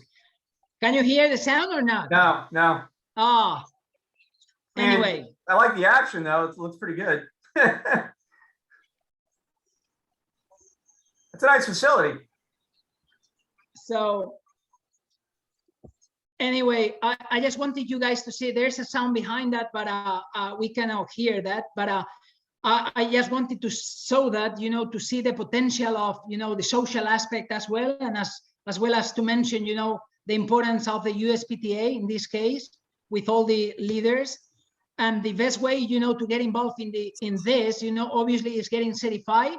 And we got this partnership and agreement and engagement with the USPTA. So that's, in my opinion, the way to upgrade your profile, differentiate from others, obviously bringing more revenue in, access for some professionals to different positions, becoming a director of racket sports. And we all need to keep learning. That's my vision, at least. Sure. That's a way to get more students, to innovate, to achieve new goals, to have fun. Why not? Of course, we all need to have fun, and that is the best way to engage others. When you are having fun, people love that too and can feel that energy. So who determines the amount for the certification? Your association or the USPTA, or who chooses? Like, for instance, I see here $7.99. Is that for that program, or is that to become like what is this level 1 profile professional? That is the level 1 under the USPTA, and it's including not only the weekend, the workshop, but also a racket, a Padel racket, a bunch of staff, and also a platform that we provide with 300 pages, 50 or 60 videos, and a lot of material. I designed, drills. Let me go to this one. So I designed different templates for people to build drills, to lesson planners, and a lot of stuff for them to get introduced to the sport right away. So we also have, as of today, almost 200 certified coaches in the United States, which is kind of crazy because we have more coaches than courts, but I can tell you guys that a lot of courts are coming, and we need to build this community of ambassadors in advance. We need to trust the people that we have, and we gotta be ready, because I've lived this experience in 11 countries so far, and it's always the same story. We just need to position ourselves for the future, and that's that's it. So position yourself for the future. That's a strong ending there. Let me ask, I'm just out of curiosity with the paddles, the paddle itself. How long does one last? Does it last forever? Does it wear out after time? Like, would one be sufficient for a lifetime? Like, how long does one last? I would say that you can probably use that for 2-3 years, and unless you are doing something weird and you're breaking it. But believe it or not, a lot of people are changing that, because of the trend. The new model is coming, and since you are playing so much, after 6 or 7 months, you just want to change that and buy a new one, which is once again a very important revenue stream, for the pro shop. Sure. So we don't have strings, but a good thing about this is that every single player need a a new racket. So, you know, the obviously the average ticket of bringing someone in, you know, is much more than a couple of clinics and socials or something like that. It's all the pro income or the pro shop income that is connected to the players. So how long does it take to get certified? A day, a couple hours, 2 days, a weekend? Well, I could say that it's a lifetime. You know, you gotta keep learning all the time. Well, but, of course, absolutely. But like, say I go in and I want to get my certification to be a teaching pro in Padel. It's Saturday and Sunday. The Okay. next one that we'll be running is Orlando 5th and 6th, 5 and 6, but it's already booked. So we have 16 professionals coming to get certified. Okay. I'll be proposing the next one for April, and I would love to get some of you guys or all of you guys to get certified and become part of this community. Man, we gotta change the world through racket sports, and I'm plenty of energy to do that. So does anybody have any questions for Marcus? Anybody have any questions? Let me ask, how much does it cost to build one court? Court. Yeah. Well, the range, I would say the range is between 30 grand to 50 grand, depending on the materials, depending on the model, depending on the turf that you use, depending on a couple of things. But the range is between 30 to 50. Can you play make a hard true paddle court? Are there different surfaces like grass, or is it all just the AstroTurf? Artificial grass. Okay. And that's another asset, in my opinion, because it's so comfy. When you jump into we can ask, you know, I got a bunch of friends in this call that you can ask them, you know, how comfy is playing, you know, on artificial grass. So What's like I'll say like on average, what's the average lesson about private lesson for an hour? I know every place is different, but like on average, I don't know if you have like an idea. 80 to 140, depending on the places, but I would say 80, 90, 100. I'm charging 130, I think, here in Orlando. Oh wow. Okay. How many courts are up there? 4 courts so far. Okay. Did you help create them? Yeah, we build them, and we are running the program as well. But I'm a little bit more focused on how to, you know, to go to the next stage, you know, how to build, you know, Padel, you know, nationwide. Sure. And that's why, you know, I was offering all of you to be part of that. All right, cool. Does anybody else have any other questions for Marcus? All right, so if you want, Marcus, if you want to put your email in the chat, Yes. and anybody can reach out if anybody has any questions for Yeah, feel free. for Marcus or interested in getting certified. You know, if potentially they do have in April, you know, feel free to reach out. Any questions, and he will definitely get back to you. Thank you very much, guys. My pleasure. Thank you. Really. Thank you very much. Appreciate it. All right. We're going to move on. Dominique. Well, actually, let's go quickie, real quick. Gomez, Robert, wake up. Where you at, man? Dominique, you're next. All right. Hi, everyone. Hey. All right. Wait. Sorry. Wait. Robert, you there? Gomez. I'm here. All right, real quick, Dominique, let Robert go real quick, and then Yeah. real quick. I apologize. Thanks, because I know you're gonna be a couple minutes, and I know what he wants to say is real quick. So, all right, Robert, welcome. Thanks for joining us. Yeah, sorry, I'm not sure what's going on with my camera there, but I can't seem to get it to work. I keep hitting start video, and it says unable to access camera. Oh well. So we all know what you look like. Yeah, I haven't got any better looking, so don't worry about it. Oh wait. Oh, Marcus, I need a screen share, please. Again, I need to be host again. Where? So go to my name, and then where it says more, just click more, and then you'll see like past me, the host, please. Yeah, there you go. Perfect. Thank you. You are very welcome. All right, let's see. So Robert let me share this. So Robert's going to discuss a little bit something new. I don't know if anyone's even heard of this. I didn't even hear about it until he brought it up to me. It's the WTN. It's a world tennis number. I guess it's going to take place of the ITF World? No, again, I don't know. Robert, go ahead and explain Yeah. it. Go for So the world tennis number is something that the ITF is put together. It's a rating system similar to what the UTR did to create more level-based competition. And it is now the governing rating system for the ITF, and it's going to be used in 130 countries, including the United States. So they've obviously got a lot of firepower behind this. And as it says there in the document, the one pager that you have in front of you, it's going to be a rating system from 40 to 1, with 40 being someone just getting started, with 1 being your Djokovic's, your Nadal's, and so on. So if you're familiar with UTR, I believe it goes from 1 to 16, with 16 being your top end players and 1's being your entry level players. So they're going to have a wider range, so that hopefully the idea is that it will be more accurate than what the UTR has put together, by having all of the International Tennis Federation sanctioned events, matches inputted into the system. It should be extremely accurate.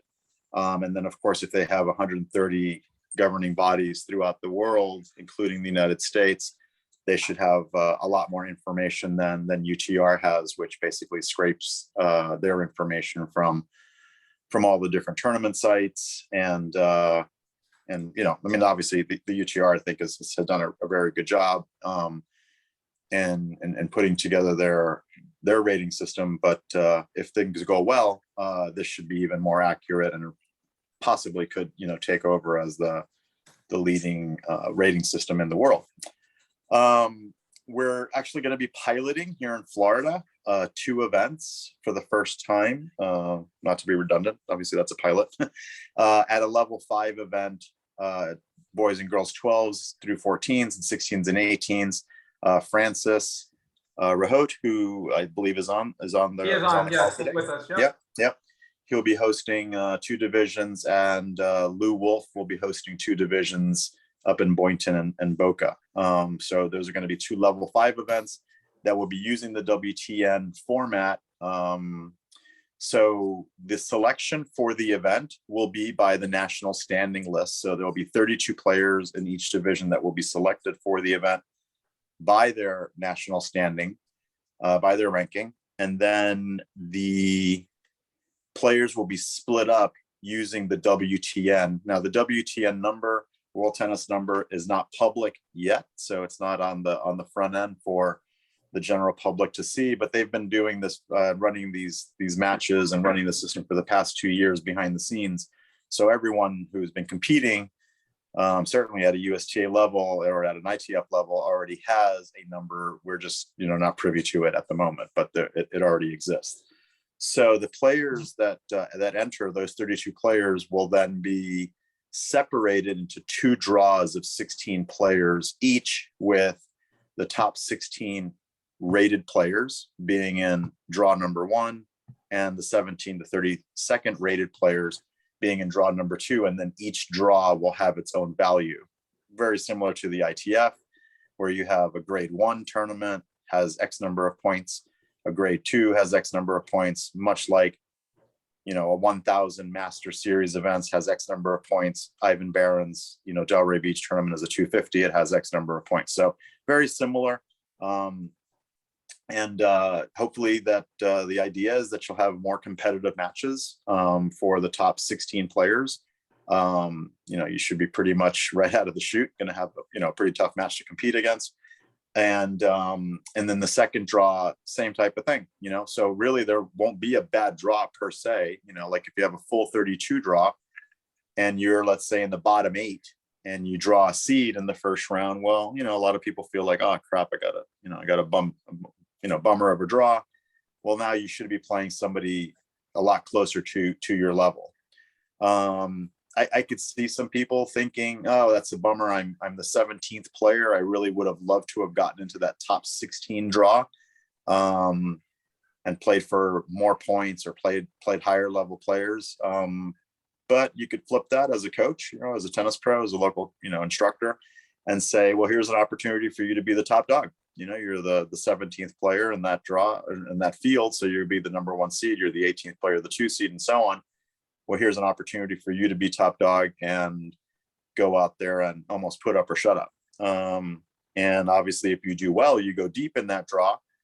Then even if those points are less than the points for the winner of the first draw, then you should end up better from a ranking standpoint than the player that lost first in the top draw, right? So if you were the 16th or 15th ranked player, let's just say for the sake of the argument that you won a round in the main draw and then got knocked out and then you lost in the back draw, well, obviously you're not going to score as many points or earn as many points as the person that got to the semifinals of the second tier draw.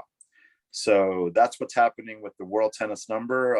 It's being, like I said, piloted now, and 2022 will be, kind of the guinea pig, and they'll be using it later on, as you can read for yourself in that one pager, for not only seeding purposes, but eventually also for they'll be using it this year for selection purposes in some events. So I'm pretty excited about it. I think it's I've seen the points table. The points table, you can look that up online at the USTA website if you want to just access it quickly. Just Google USTA national ranking points tables, and it will give you all the ranking points for each different level of event. And if you look at the chart for these types of events, you can actually flight up to 4 different divisions. So you could have up to 64 players in one event and do 4 draws of 16, with each flight being worth a different value. So I think it's to go back to what some of the points that Ivan was making, that it's important for us to continue to try to reinvent ourselves and offer more play opportunities, more at level based play opportunities, I think is important. Nobody wants to get their clock cleaned. Went to a high school match that my daughter played in. She's super excited. She's a freshman in high school at Coral Reef, and she played a girl, from one of the other local high schools, and it could not have been fun, for that other girl. She just was not at the same level. You could see she doesn't play anywhere near as much as some of the other girls that were on the team, and I'd be surprised if that girl wanted to come out and play again. If she didn't have a coach like Todd Rubinstein to make sure that she was to stay positive and get out there and continue to improve her game. I'm telling you, I think it's an issue. I think it's an issue. I think that, kids that aren't playing level-based competition, it's discouraging, and it's not fun for the higher rated player either. It's just not fun for them. My daughter's she's a good kid, and she felt bad. She's like, damn, she started playing down a little bit, maybe just kind of like hitting a few more balls down the center of the court. And that's not good. That's been the issue I've seen right now with high school tennis everywhere, well, at least down here. There were, I keep asking why has high school tennis kind of like gone down the quality? Is it, is one reason there's just so many more schools that are out there where more kids are going? It's too saturated with schools, or is it just kids aren't playing tennis like they used to? It's just a few schools that we've played already, they don't even have full teams. And there's only a few really, I guess, top level high school teams out there. Years ago, there were so many good schools, like so many. It was so much more competitive than what it is today. And I'm really trying to figure out why. I asked the kids where everyone are the say the more competition players, tournament level players, are they just not playing high school tennis? Like, what's going on? I'm trying to put my finger on it, and it's been a little bit challenging, to be honest. Certain schools still are very solid, but there's, I won't go there. I'm just going to stop at that. Right. Yeah.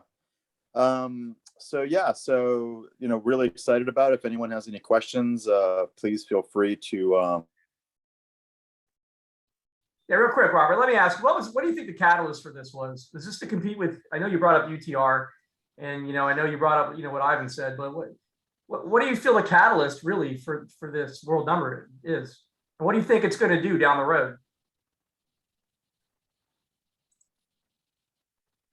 You there?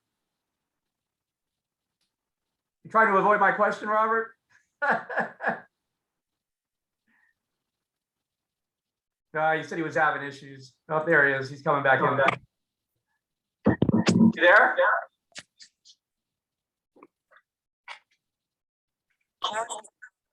You there, Robert? Yeah, sorry. Oh, you're on twice. You got to leave you. All Sorry. right. There we go. All right. Oh my God, I see you now. Uh-oh. Yeah. So what do you think the real catalyst for this is, and how much competition versus UTR is this going to have? I mean, I think the jury's still out on that. It's difficult to say. I mean, UTR has done a phenomenal job in the space that they're in, and I mean, I believe that they're here to stay. You can see the professional circuit that they have with the 25,000s. South County Park, where Rick Macy is, they have a UTR event, prize money event there. I think last weekend they had 110 players in their men's open and 60 in their women's open. So those are pretty impressive numbers. It's funny because you look at the 15 and 16-year-olds, that's the space that they're falling into. They're going after those UTR opportunity points. I don't think that they really believe that they're going to win any prize money. When you look at some of the players that are competing there, I think Darren King, who's about 500 in the world in the ATP, won their last event. I don't know who won it this past weekend, but you've got some guys there that are like 13, 14 UTRs. And obviously if you're a 9, 10 UTR, you're not going to stand a chance against a player like that. And, but they want to be exposed to higher level players, so that their UTRs can go up.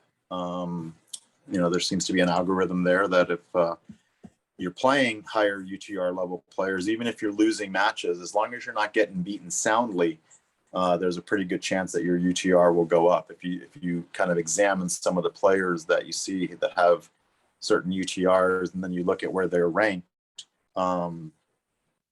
in the section or in the country. Right. And a lot of times that just doesn't match, and you'll see it. So that, like, you'll see a 15-year-old boy or 15-year-old girl who's got a pretty handy, pretty high UTR, I should say. And you look at where he or she are playing and you see that they're getting exposed to some higher level players with UTRs. And even though they're not winning a whole lot, and then they play down, like they'll play one of our sectional championships and they're not really holding up, to be honest with you. Their UTRs aren't matching, what their level of play actually is. And I think, some of it, players have played up for lots of different reasons over the years. In most cases, I don't think it typically works out too well. You've always got some exceptions. But I think those players would have played well, whether they played up or they played in their own age group. But I think a lot of them do it just to duck, to kind of avoid the pressure a little bit of having to face their peers. And, if you get beaten in the semis of a level 6 to somebody that's ranked 2090 in the world, in the country in your age group, well, then that's who you are. Well, if you lost a guy who's a 14 or 13 UTR who plays 5 for University of Miami, well, it doesn't hurt as much. And well, I should have, I wasn't expected to win, that type of thing. So I'm sure there's lots of coaches out there with different varying opinions on all that. At the end of the day, I think you just got to go out there and compete, play, really good players and be competitive with those players and just make sure that you're playing at your level. So.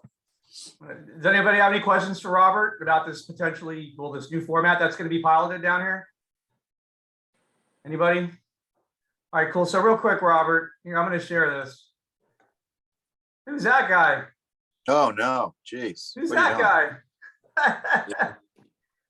All right. I was wearing a hat, thankfully. What's that? I was wearing a hat, thankfully. All right. It's a good picture. So just to wrap up the Junior Orange Bowl down here. What can you tell us? So we were really proud. Our committee worked so hard to put on the 60th annual Junior Orange Bowl. 14 and 12-year-olds, some of the best players in the world and the country came out to Coral Gables and Key Biscayne to battle back in December.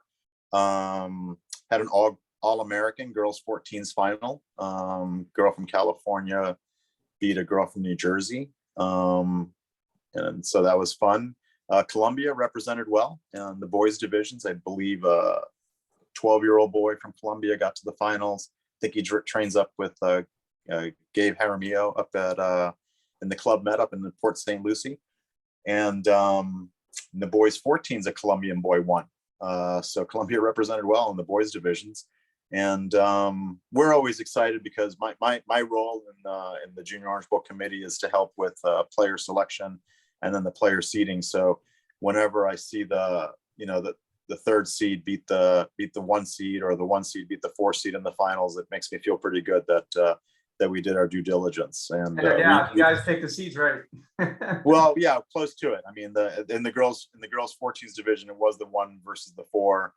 The girls 12s was 3 versus the 1, and the boys 14s it was 5 versus the 3 in the final. So yeah, we may not have hit it on the head every time, but that's going to happen. I mean, there's even upsets at the Grand Slam. So yeah, it was just a great tournament. The committee worked real hard. We had good weather. We just squeaked in the finals right before it poured rain. I mean, literally, like they were handing out trophies and bowls with oranges in it, and running for the hills as fast as they could because it came down really hard. So really thankful that we were able to get the tournament was canceled due to COVID the previous year. So we were really excited that we were able to get it on and have it be the 60th anniversary was like the icing on the cake. So that was nice. Cool. Anybody have any questions about the tournament? The applicants, how to get in? Maybe you have players that you might be interested. Yeah, 128 Anybody? players in the qualies, 128 players in the qualies, 128 players in the main draw. So all in all, we had about over 500 kids. How many countries do you think represented? I think we had 59. If That's amazing. Kathy's on the committee, I believe. I believe she's on the call. She's on the committee, but I think it was 59, 60 countries. Yeah, it was good. That's cool. That's excellent. All right, Robert. Thank you. I appreciate that. Absolutely. Thank you. All right, we'll Thanks for having talk. me. All right, Dominique, Hi there. you're up. How you doing? Sorry, thank you for waiting patiently. So, Dominique, I don't want to mispronounce your last name. If you can introduce. Lemperle. There we go. Okay. So Dominique is in charge of pickleball certification with the USPTA. And she's going to discuss a little bit this evening about the process. If you are interested in becoming certified as a pickleball coach, how to go about doing it. Dominique, the floor is yours. So real quick, let me ask you, do you have to be a certified USPTA professional, or can anybody become certified as a pickleball? It's best if you're already USPTA certified. If you're not, you have to take a few prerequisite tests to or education credits to get there. But yes, USPTA professionals are encouraged to apply. First of all, I want to tell you a funny story. Is Do you want me to give you you want me to give you the host? Did you want to share some stuff? yes, please. Okay, so I'm going to pass this to you. You are now the host. Here you go. Okay. Is Joe still on? Joe he's on, but I don't know if he's on. Okay. He's probably cooking. Probably eating by at this point. It's probably done. All right, I need to do share screen. And let's see. I am still here. Oh, there you All are. right, Joe. Can you see my screen? Not yet. Not yet? Nope. Let me see here. I was looking for a picture that had our newest USPTA employee that Joe mentioned, Michelle Brown, in a picture. She just took the first USPTA pickleball certification test in Ormond Beach. So Joe was saying that she wants to take it easy, right? Doesn't look like it, Joe. She's gonna be It's full good. in Awesome. on Absolutely. pickleball. That's awesome. You're doing such a great job getting this started. I really appreciate your help with this. Oh, thanks. Thanks, Joe. Yeah, so we had Michelle Brown. We had a guy drive from Rosemary Beach. You might know him too, Mike Clark. Do you know him? I did see that. Yep. Mike Clark came all the way. Yep. Absolutely. That's Came in all the your way. area, isn't it? It is. It is in our area. Yep. That's just about 10, 15 minutes away. That's Yeah, awesome. super, super guy. And then we had Tom Over from the, might be from the Miami area. And then we had Michelle, and then we had Kainoa from Tampa. And they were all USPTA elite pros, I believe. And they, some of them were more versed with pickleball than others. So we hosted our first pickleball certification in Ormond Beach this weekend. And one of them, you know, I would say three of them, they were not quite familiar with all the scoring rules of pickleball, but they had all incredible passion and yeah, enthusiasm for pickleball. We shared all of it. Like Michelle Brown had so many great analogies, which is going to make her a great pickleball coach down the road. And so the rundown, so what we really are, when you take the USPTA pickleball certification, we don't just test your knowledge. We are coach developers. We turn you into better, not only pickleball coaches, but also coaches in general. We want to see the stop, show, and go method that's encouraged by the USPTA. So where you don't just talk about what you know and put your students to sleep. We want to see you use the stop, show, and go method and some nonverbal communication to really make your students understand and love the sport of pickleball. Of course, we want you to be familiar with the scoring of pickleball, but as we noticed this weekend, not everybody is quite up to par, and we'll be happy to help you with that. But we ask you to have a basic understanding of the rules before you show up for the pickleball test. It's 4 hours. It's $229. And right now there's just a pass and a fail. There's no level 1, no elite pro. We're still in the beginning stages. We partnered with IFP Academy, and we actually had all the head testers were certified in Orlando on a 2-day seminar. And the head of the IFP Academy is Robert Elliott, and he has been a name in the pickleball industry for a long time. He is the owner of Engaged Paddles, and he's a very good coach. And he coached all of us on pickleball fundamental techniques for beginners and advanced beginners up to intermediate. And I improved my pickleball teaching. I've been teaching pickleball for a long time.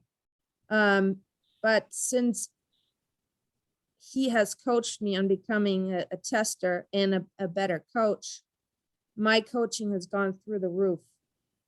And setting myself apart in terms of bringing knowledge across, making beginners, bringing them up to the 3-5 level. And so I'm going to share here the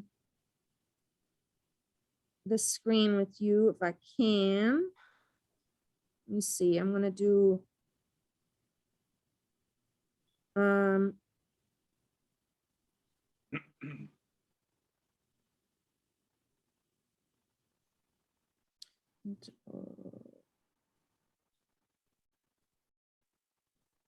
Can you see it now? No, nothing's coming not? up. No. That's interesting. Well, I'm just gonna Are you talk hitting about the it. share screen? Sorry? You hitting the share screen on the bottom? Yeah. I'm hitting it. That's weird. Nothing? Yeah, it even says you're the host also. Is it something you can explain maybe? Sure. So I'm just gonna take you through the basic rundown of what you can expect when you take the test. I know Rick is gonna be next in Miami. Yes. So if you need someone on your staff to be certified, to be a pickleball coach, there is a test coming up in Miami on March 13th. It's Sunday from 2 to 6 p.m. at Quay Towers in Miami.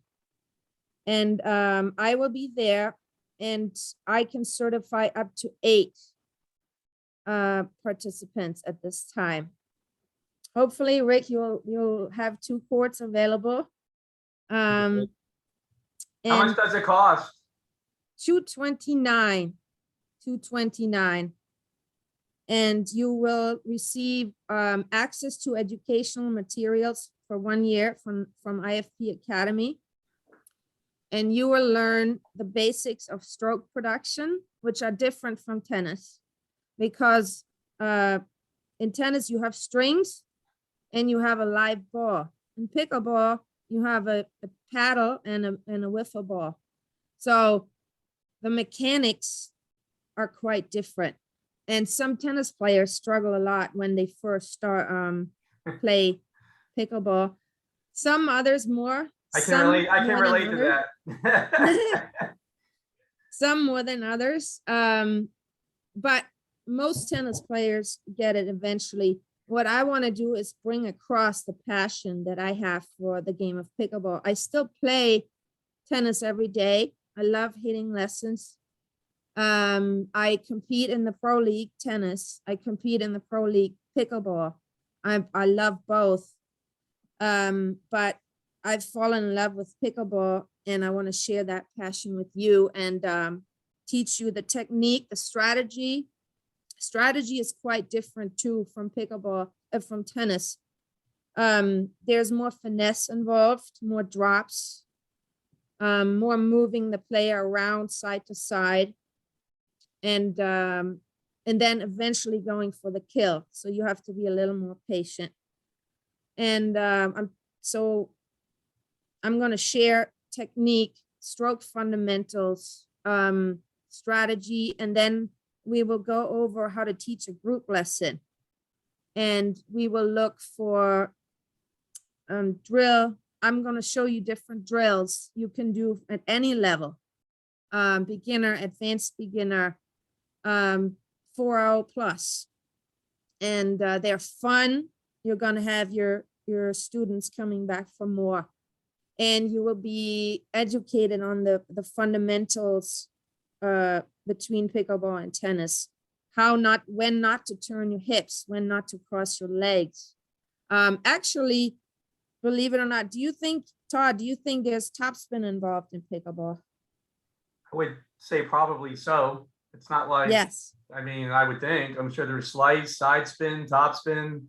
Yeah. You can make the ball move, whatever movement you can do, Right. So there's topspin involved, there's slice, there's dropping, there's driving, but there's a place for everything. And I'm going to show you how to be successful at teaching, but also at playing. We had a guy, Kainoa from Tampa, amazing tennis player. He got it right away, but he was still playing like a tennis player. And he was interested in maybe playing some tournaments. And I showed him how he can be successful winning pickleball tournaments. I compete at the 5-5 level, and it's really fun sharing my knowledge with future tennis coaches. me ask you real quick, so when you become certified, is this like a pass fail thing, or does everyone Yeah. pass? For now, You yes. can potentially not pass. Is that what you're saying? Yes, yes, Okay. yeah. But it's probably a good, is there a absolutely. way to like, is there something online that people can like watch and like practice? Yeah, You know, practice so- on the test or something? Yeah, it's a good question. So when you sign up, if you go to the USPTA website, go to the calendar, and you'll see March 14th, you'll see that date, and you click on it and register. And then you'll get an email from James Stockwell at USPTA. And he will send you an email with links on what you have to do. And he'll send you a video on how to prepare. There's also a written test.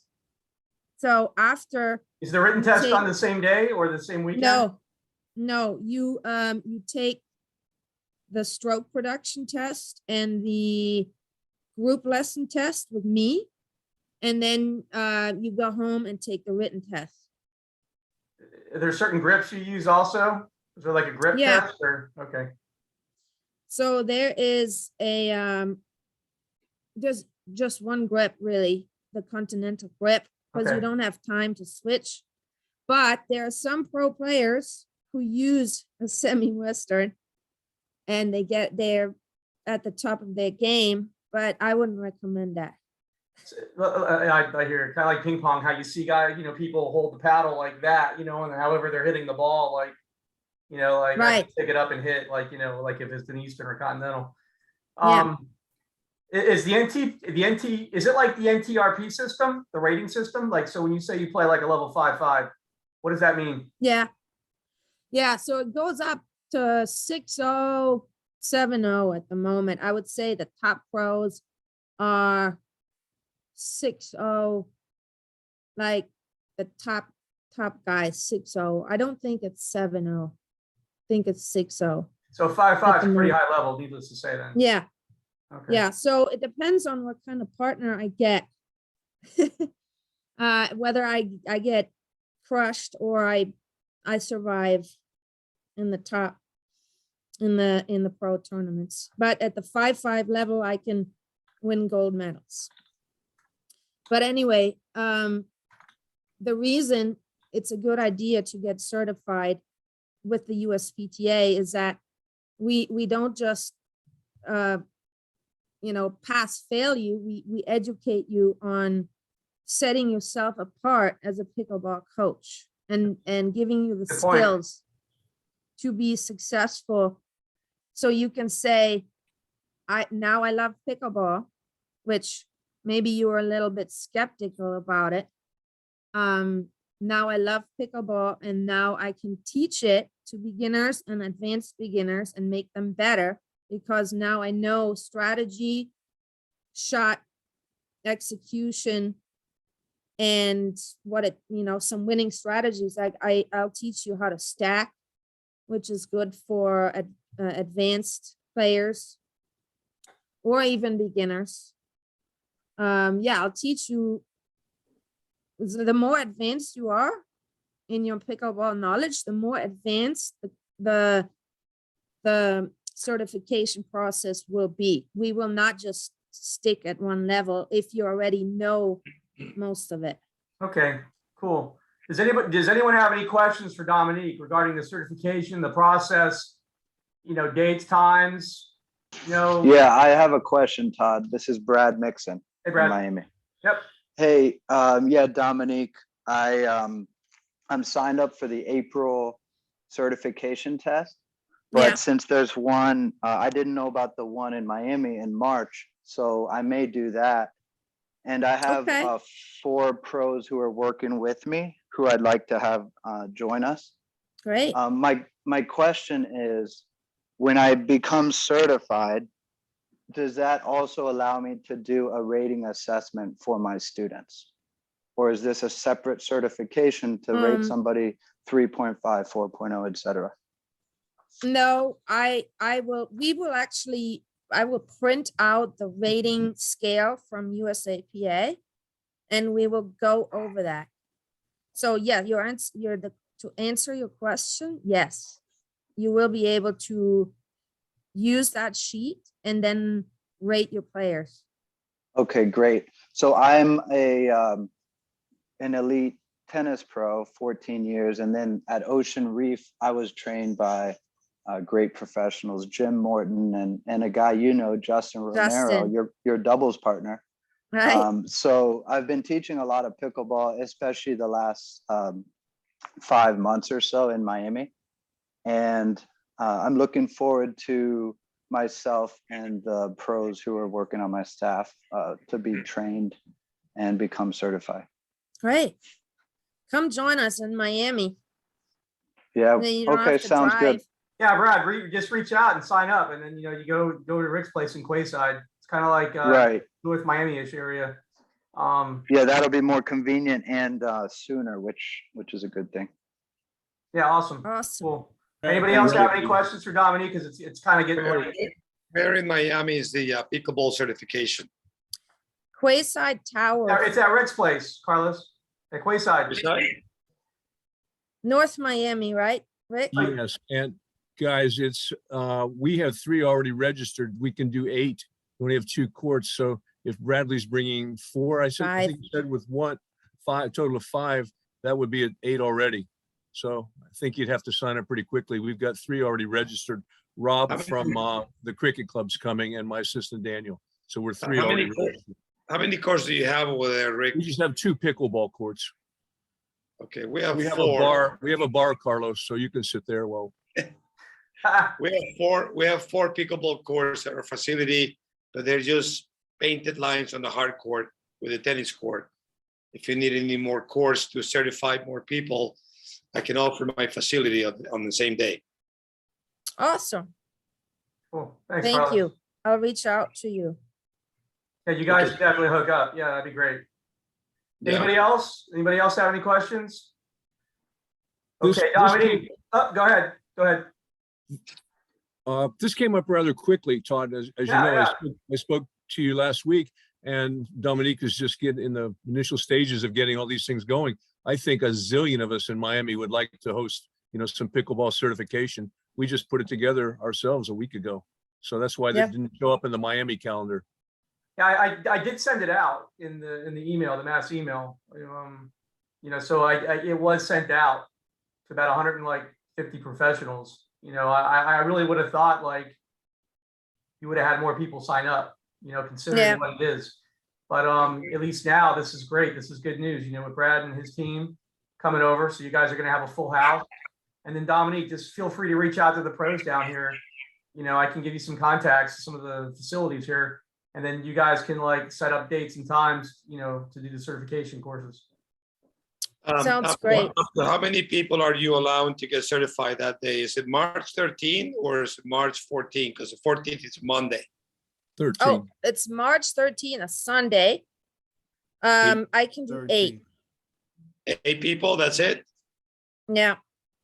When 8 at a time for now. We're getting closed out of a certification in Orlando, maybe another association. A year ago, they had 30 and they closed it out, couldn't get in.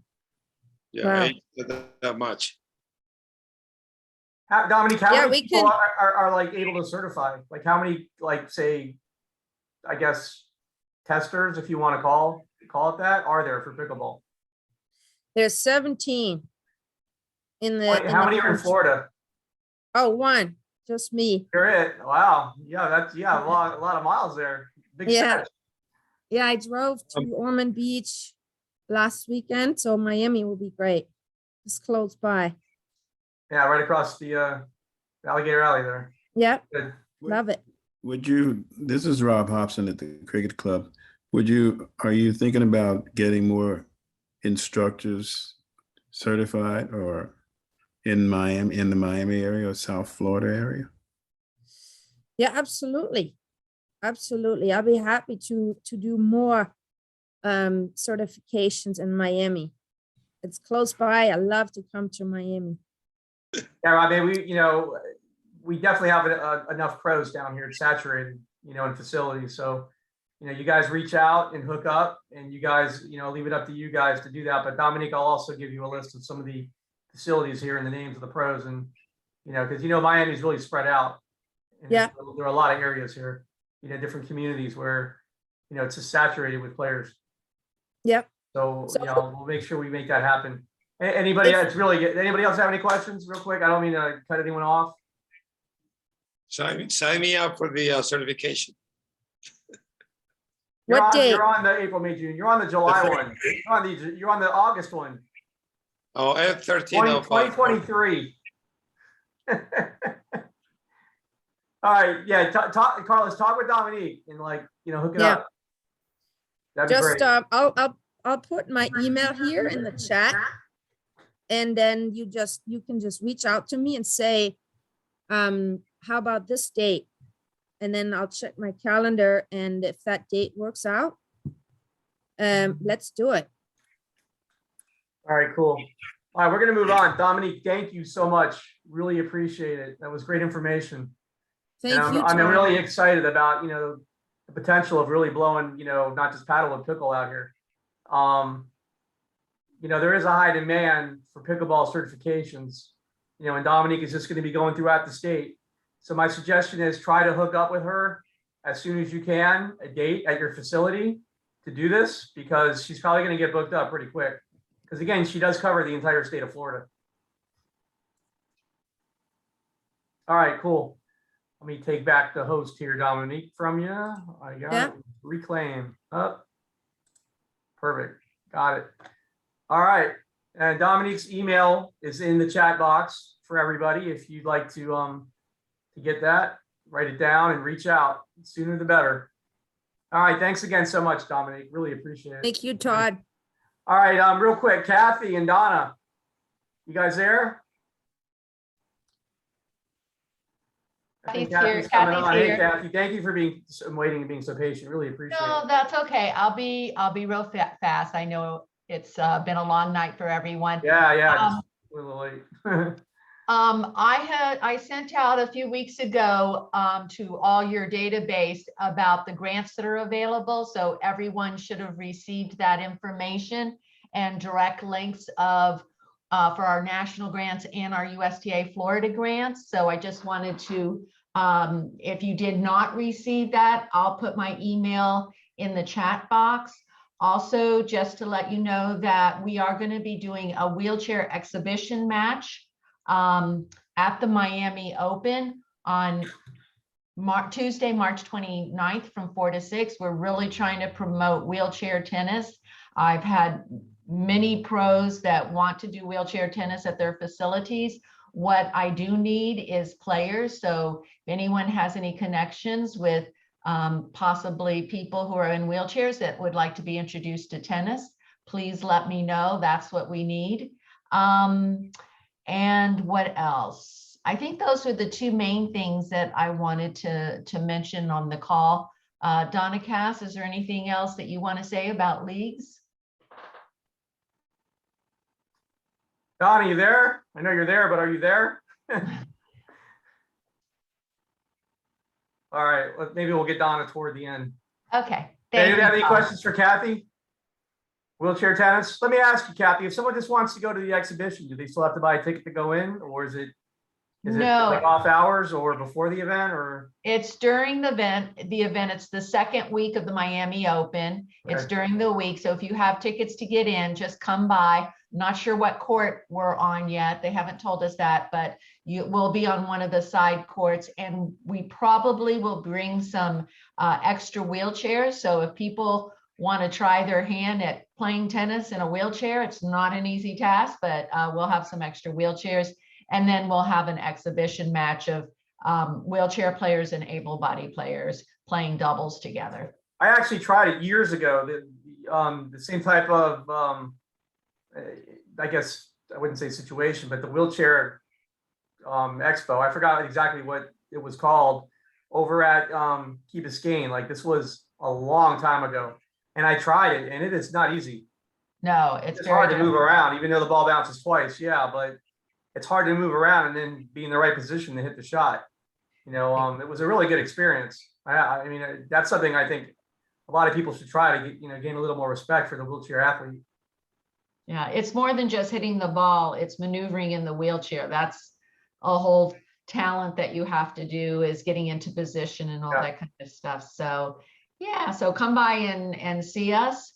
We'll be there. And if anyone wants more information about wheelchair tennis in Miami, please let me know. All right, cool. Thanks, Kathy. Really appreciate Thanks, it. Todd. All right, Ross. What's happening, Ross? Hey, how you doing? Good. So real quick, we're gonna like just go around, like kind of like real quickie, and just if anyone has anything miscellaneous they'd like to say or talk about your club during COVID. Ross, I know he went out and saw some of the paddle event also. So like first off, Ross, wherever you want to take it, go for it. Wherever you want to, however you want to start. All right, I'll be quick. Just go over a few different things. So overall at the center, things like most centers are very good. The pros are all very busy with lessons. Our clinics are very busy. Our public play is busy. One interesting thing, we just had a USTA tournament. Like last weekend for 12s and 14s. We had close to 100 kids, about 96 kids playing in those 4 divisions. And the amazing thing to me was that day one, we had 1 default, and which is pretty incredible. I mean, with a full 32 draw in a couple of divisions, I'd always expect a few defaults. We had literally 1 kid who got sick and pulled out. There was 2 others who got into a different level tournament, pulled out the day before, but we were able to fill the spot. So that's says a lot for, kids wanting to play. Couple of quick announcements. We have our Zensa adult tournament coming up March 12th. So if you have any adults and, men's different divisions, adult divisions and men's open and women's divisions, have them look at that. And also last thing, promoting our free tennis tournament over the summer. For most of you who know about it, it's the Clayton Feig tournament. And it's literally the only free USTA tournament in the state. And we've always done 2 divisions, 16s and 18s. This year, we're actually going to have 12s, 14s, 16s, and 18s. So it should be a nice, nice turnout for that. To touch base quickly on the paddle. So last couple of years, I've gotten to playing a little bit because both my daughters are living in Spain, and my younger one is really starting to compete in tournaments now. And in order to play like in the big tournaments, you got to start and play these Federado tournaments. So she's been doing that and doing pretty well. But so I went over tonight. Well, first I went yesterday to watch the qualifying at Wynwood. And as Robert mentioned, Danny was playing in the finals of the wild card event, and he lost to two local guys, like 6-4, 7-6, really exciting, and everybody just incredible down to the wire. So those 2 guys qualified, and today the main draw of that tournament starts in Miami. So we went down today just because it's like you have the best players in the world playing in our backyard. So if any of you guys like paddle at all and want to see some of the best players, I strongly recommend, next couple of days, you have a couple hours to go by there. It's on the MacArthur Causeway. They, put a nice facility in. There's 3 courts, and it's really a dynamic sport. So, definitely if you can check that out. Also, just to bring up a name you guys might know from the past who's involved in paddle is, if you guys remember, Whitney Kraft, who is now, he's with Adidas with their paddle, department. He's doing, so he was down there as well today. So I, said hi to him. The other thing is that, so North Miami, we actually have 2 paddle courts that were put in the last year at the other facility. So I've gone over there times to play. And one thing I wanted to mention, in case any of you guys are interested in playing paddle, we can maybe set up and have like all the pros come out one Saturday or Sunday and do like a little round robin and just like have some fun in the paddle courts. Because, if you hit a few, tennis players, for those who have not played, can pick it up very quickly. Just the racket sport, the volleying, it's really like, you guys would all pick it up quick. The tricky thing is learning the walls and, that which maybe people coming from racquetball can pick that up faster, but it's really a fun sport. You can play at all levels, and it's very dynamic. So I highly recommend that. I'm going to put my email up. So in case any of you guys wanted to get together and do like a round robin one weekend, I'll organize, just have some fun doing that. And let's see, the last thing I wanted to mention, just a quick congratulations to, I think you might be on this call, but Jason, who teaches at our facility, he and his father, who's in his 80s, and his brother all qualified to play in the Maccabean games in Israel. They all went to a qualifying. So you have 3 members of one family that are qualified to play in this, big event over the summer in Israel. And in case you guys didn't know this also, guess who the coach is of that team? None other than Todd. So it's like the whole family's going. And the last thing, Channel 7 came over. Channel 7's running the story. It's cool. Right. Yeah. They came over literally to do, to videotape those guys playing, did a thing like that on them. So that'll be fun. It's airing next couple of weeks. But that's pretty much everything for me. So, I'm going to put my email up and hope to see you guys on the paddle courts. All right. Thanks, Ross, man. Appreciate that. Good seeing you All right. today also. All right. Thanks. Oh, lad, we have I'll 3 see you on schools Thursday. using our facility, and Todd's one of them. Someone's got to use that place. That's Thank that's you, Ross. awesome. Thank Your you, place Ross. is slammed. Your place is packed.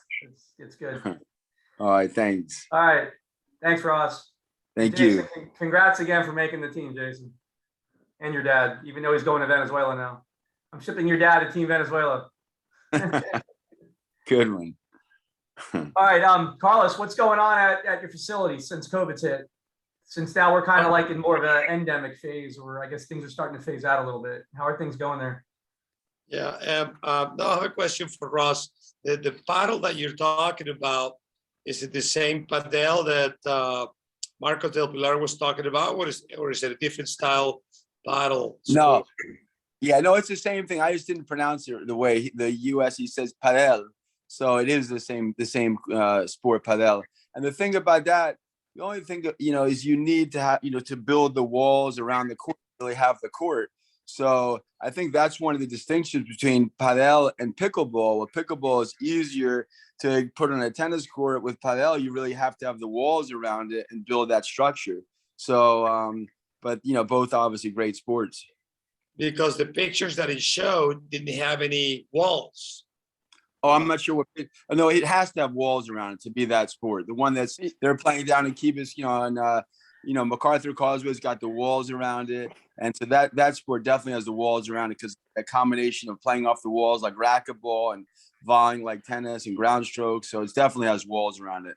Yeah, they did. The pictures did have walls. It was just like glass. so you couldn't really it's see glass it. walls. Yes, it's Right. glass walls. So there's no frame, and so they can that invisible glass. Almost you don't see anything. Right. Exactly.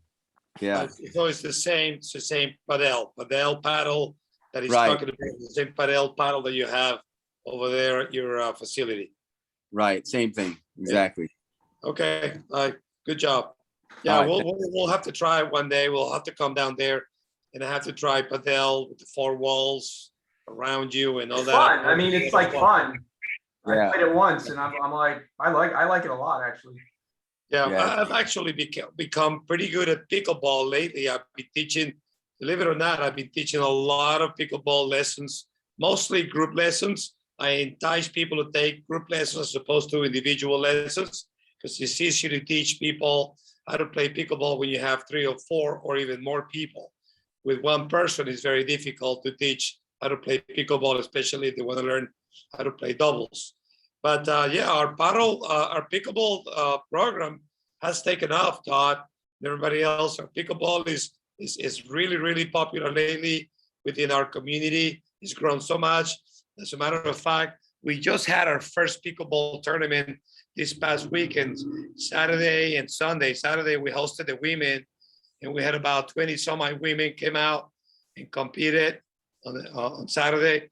And then on Sunday, we had the men, which is about even a bigger crowd. We had about close to 40 people playing pickleball on Sunday. And we had a big luncheon. We have prizes and awards. And I mean, everybody had a great time. And now the controversy that we had, or the dilemma that I'm having right now, is that we want to get some pickleball courts, but Williams Island doesn't have any landscape, doesn't have any real estate to build additional tennis courts or pickleball courts. So we're thinking about taking a tennis court and convert it into a pickleball tennis center, which 4 courts and maybe a little bit of a viewing area. So we're going through that. We're making some decisions. Of course, I don't have the final word. Not sure what the board's going to do there, but I think the right thing is to put it to a vote So that's where we're dealing with right now. Our pickleball is really, really, really taking off, Todd. You Huge. charge the same? I'm You charge sorry? the same for lessons for pickleball as you do tennis? Or is it different? Yes. You charge the same price? Same thing. We charge the same thing for pickleball lessons as tennis lessons. Yeah, it's amazing how much it's taken off down here. You know, I was talking to Paulo yesterday about it, and I'm like, you know, I can see it. I know it's not like popular everywhere. It's you know, popular in, you know, different areas of the world, but mostly here in the States. But I can see it eventually becoming an Olympic sport. I know in the Maccabea games, they're going to make it, you know, eventually a sport. What's that called? Yeah. When it doesn't count at first, it's a, you know, they do the sport, but it doesn't count. What's that? I'm getting old. I have brain fog now. I'm forgetting everything. What's it called when you, Demonstration sport, a demonstration a sport. demonstration sport. Thank you. Yes. I can see it becoming a demonstration sport, like maybe in 4 years from now, or whenever the next like Olympics are. And then maybe, you know, in 8 years, it becomes, you know, an official Olympic sport. You know, again, I know it's not popular and not every place in the world has pickleball. You know, I get that. I can see Padel eventually, you know, doing the same thing. Yeah. The thing is that, you know, most facilities have the real estate to build additional tennis courts, pickleball courts.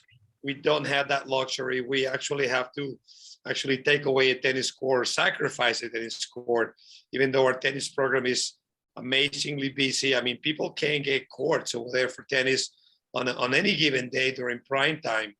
It's like a fight. I mean, it's like you have to be lucky to get a court over there in the morning and or also in the evening. So it's just tennis is just very busy as well. Nothing we can do. I'm happy for you. I really am. I know it's a, you know, it's a good thing. It's a, I guess, like, you know, we've talked about this before, a good problem, but it's good. It's still a problem, you know, and it's like everyone down here, not everyone, but a lot of places down here are in the same situation, especially with the idea of what do I do transforming tennis courts to pickleball or even Padel, you know, it's kind of like you're damned if you do, you're damned if you don't. What do you do? Because people might leave your facility to go to another because they have, you know, they have the courts, the pickleball courts or whatever, you know. It's how do you go about keeping the members all happy? You know, there's a lot involved here with what's going on with this. And again, it's a good thing, but it's something that needs to be looked at closely. And if done right, I think can, you know, be successful. Yeah, so that's my report as far as pickleball at my club and tennis. And, you know, it's hard to keep people happy over there with everything that's going on. Yeah, no doubt. You just keep doing what you're doing. You know, you do a great job over there. You just keep doing what you're doing. You know, it's hard being, you know, in a director position because you got to try to make everybody happy. You know, you can't make everybody happy. It's impossible. Yeah, you know? Especially when you have more tennis players and pickleball players in courts.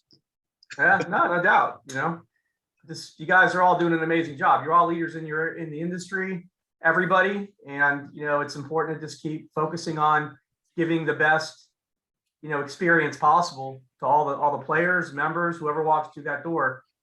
You know, you never know. One thing leads to the next, and hopefully it's all positive. Paulo, how's it going at Fisher?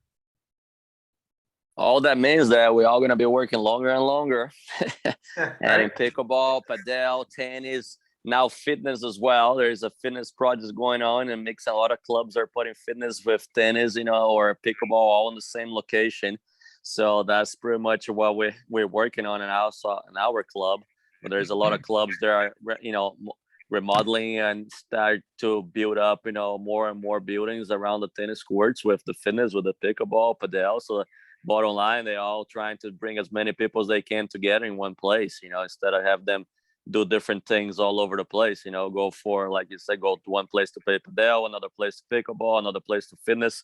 They try to as much to condense everything on one, you know, same with all the condominiums going up on the state or in the city. I mean, they all have to try to do all the amenities so people can stay, you know, and pay all the fees in one place. But anyway, our place has been going on well. Like most of you guys, probably all busy throughout this past year. Just this last week, I mean, we stopped wearing, you know, mandatory masks indoors. So now pretty much It's just casual. If you want to do it, you do it. But they have free testing at every week if you want to do the testing or not as well. And so everything's kind of going back to normal, and people are just enjoying themselves outdoors. And like we're seeing, we're seeing a bunch of people coming back, different people now because everybody's traveling. So every week we have a new face coming into the club, and I imagine the whole city is like that as well. People are coming in and out now with a little more freedom. So we'll be staying busy I believe for the next year for sure, with all the people start to travel again. But so far it's all good. And again, we're trying to work with the Padel as well, trying to find places that we can start some Padel courts at the club, because we do have a lot of members that go outside to play Padel, and they like it, so it's like pickleball is just a new thing going on right now. And I mean, Miami being an international city, is bringing a lot of people from the European countries and South Americas, where Padel has been going on forever, and they want it, So I think that'll be another good sport to have our members and our players and the racket club people kind of doing it as well, So it should grow pretty well. Cool. Anybody have any questions for Paulo? Carlos? Anybody? Rick. Paulo, are you guys thinking about building Padel courts at Fisher Island too? Yes, we are. Yeah. How many? Well, I mean, I can easily do one, but I mean, if you build one, I mean, we're gonna be in trouble. So we're trying to see if we can do two.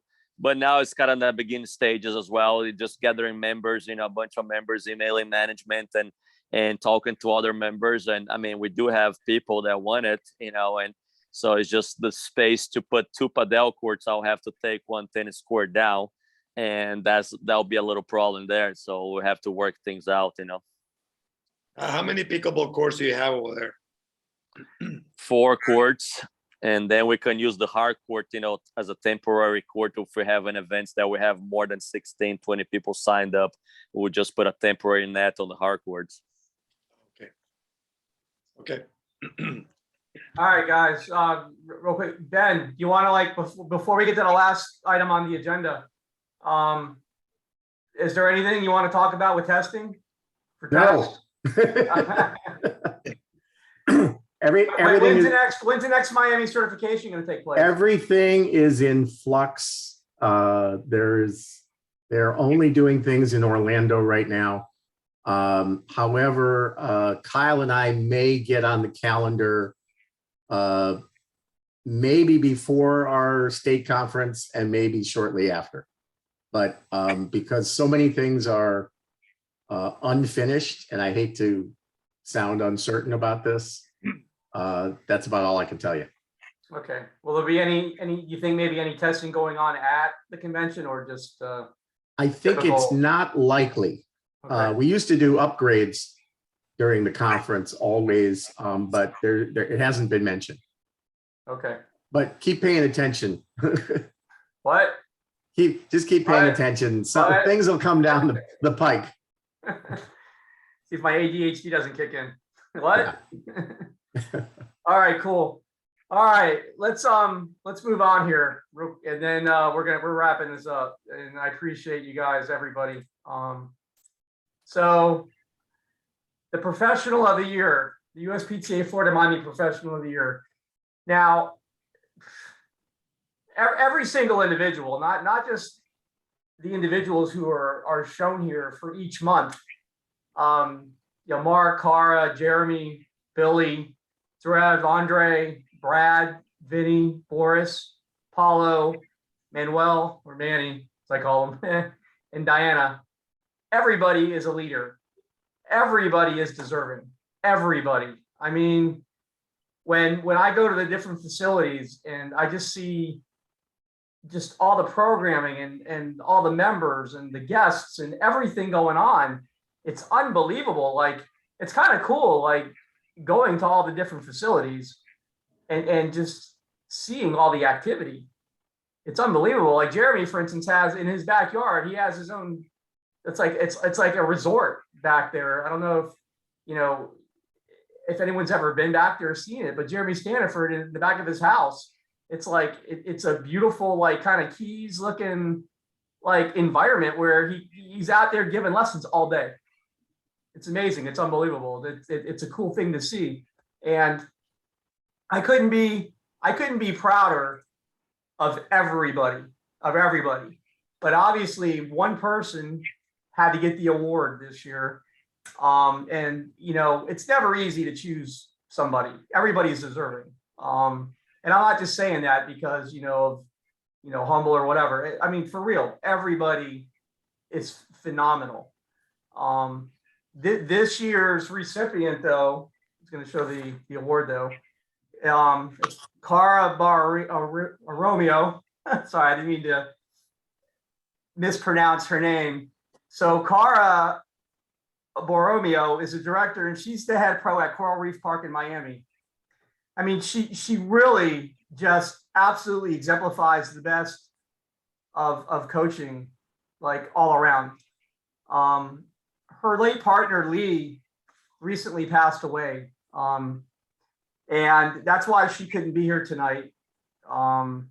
Unfortunately, so I'm accepting this on her behalf. She has 3 Chihuahuas, Cisco, Azul, and Mozart. And they've all been coaching and mentoring and volunteering for the community programs in Florida for about 2 decades. Cara is a USPTA elite and PTR professional. She's certified and she's an expert in delivering a wide range of USPTA community programs, including Net Generation and Special Olympics tennis.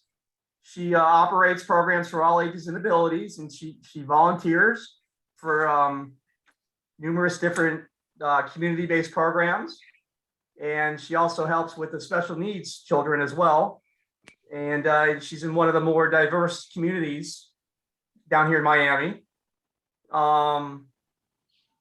She's been around a long time and she's done a lot. I'm not going to go over her entire bio, but I will tell you that Cara really exemplifies what it takes in this industry. Not that everyone doesn't, everybody does, but she did an absolutely phenomenal job. So on behalf of USPTA Miami, I'm going to be awarding this to Cara. And I know when I spoke to her yesterday, she was extremely appreciative. And again, everyone has been deserving, but one person has to win, and she's distinguished excellence in this field. So Cara, congratulations. We're really proud of you. And she wanted me to show this picture of a tree. I'm going to pull it up here. That is behind one of the courts at the facility. Let me see if I can find it here. I'm getting there. Sorry, guys.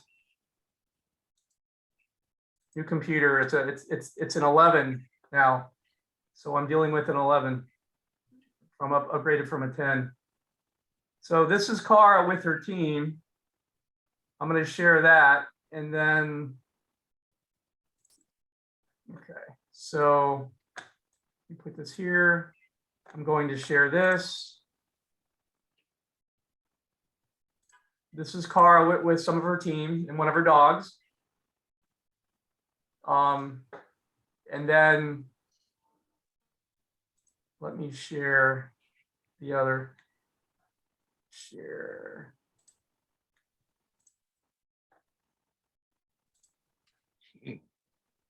Let me get rid of this. Put this here. Do you guys see the Chihuahuas?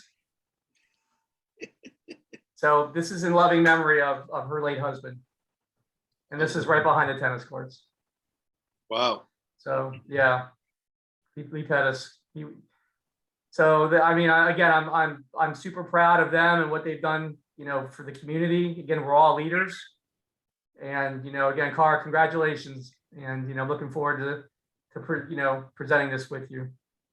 On that note, does anybody else have anything they'd like to share this evening? with the rest of the group. Yeah. I want to thank Todd for hosting this meeting tonight. Todd, I think you've done a great job getting everybody together tonight. Thanks. I mean, we had about 30 some odd people join us tonight. I think it's. Yeah, we actually over 40, believe it or not. Yeah.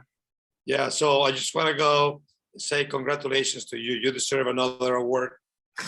You're funny. Thanks. No, you got, it's about the community. It's about a family. It's about, us making the world a better place, and we do it through tennis. That's what we do. Tennis, paddle now. I should say racket sports. I can't say tennis anymore. Well, it's through racket sports. Pickle and paddle, and yeah. We all make a difference. We all do. We just try to make everyone's lives better, every day. And I'm proud and I'm privileged to do this, and I know Paulo is as well. We share in this, and it's special being able to give back to the community. Yeah, it really is. Our titles are not tennis directors anymore. Our titles are rackets directors. Correct. Yeah, no doubt. Things have changed. Society's changed. You going to the convention? What's that?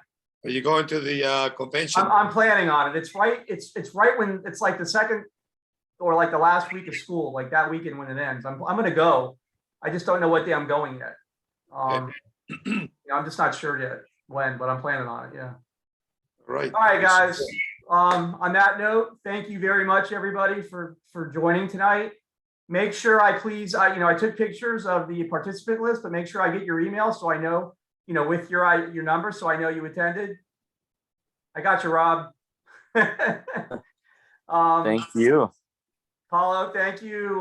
Thank you, guys. Rick, Rob, everybody, Mark, Yuruka, Jeremy, everybody who showed up tonight. Thank you again. Marcus, if it wasn't for you guys, we can't do what we do, We just can't, and people don't understand. They don't get it, but we do, which is a good thing. So guys, go get dinner, go to bed, take a shower, whatever it is everyone does, and we'll talk soon. Thanks, Sure, guys. thank you. Have a good night, guys. Have a good night. Take care. Yeah, bye.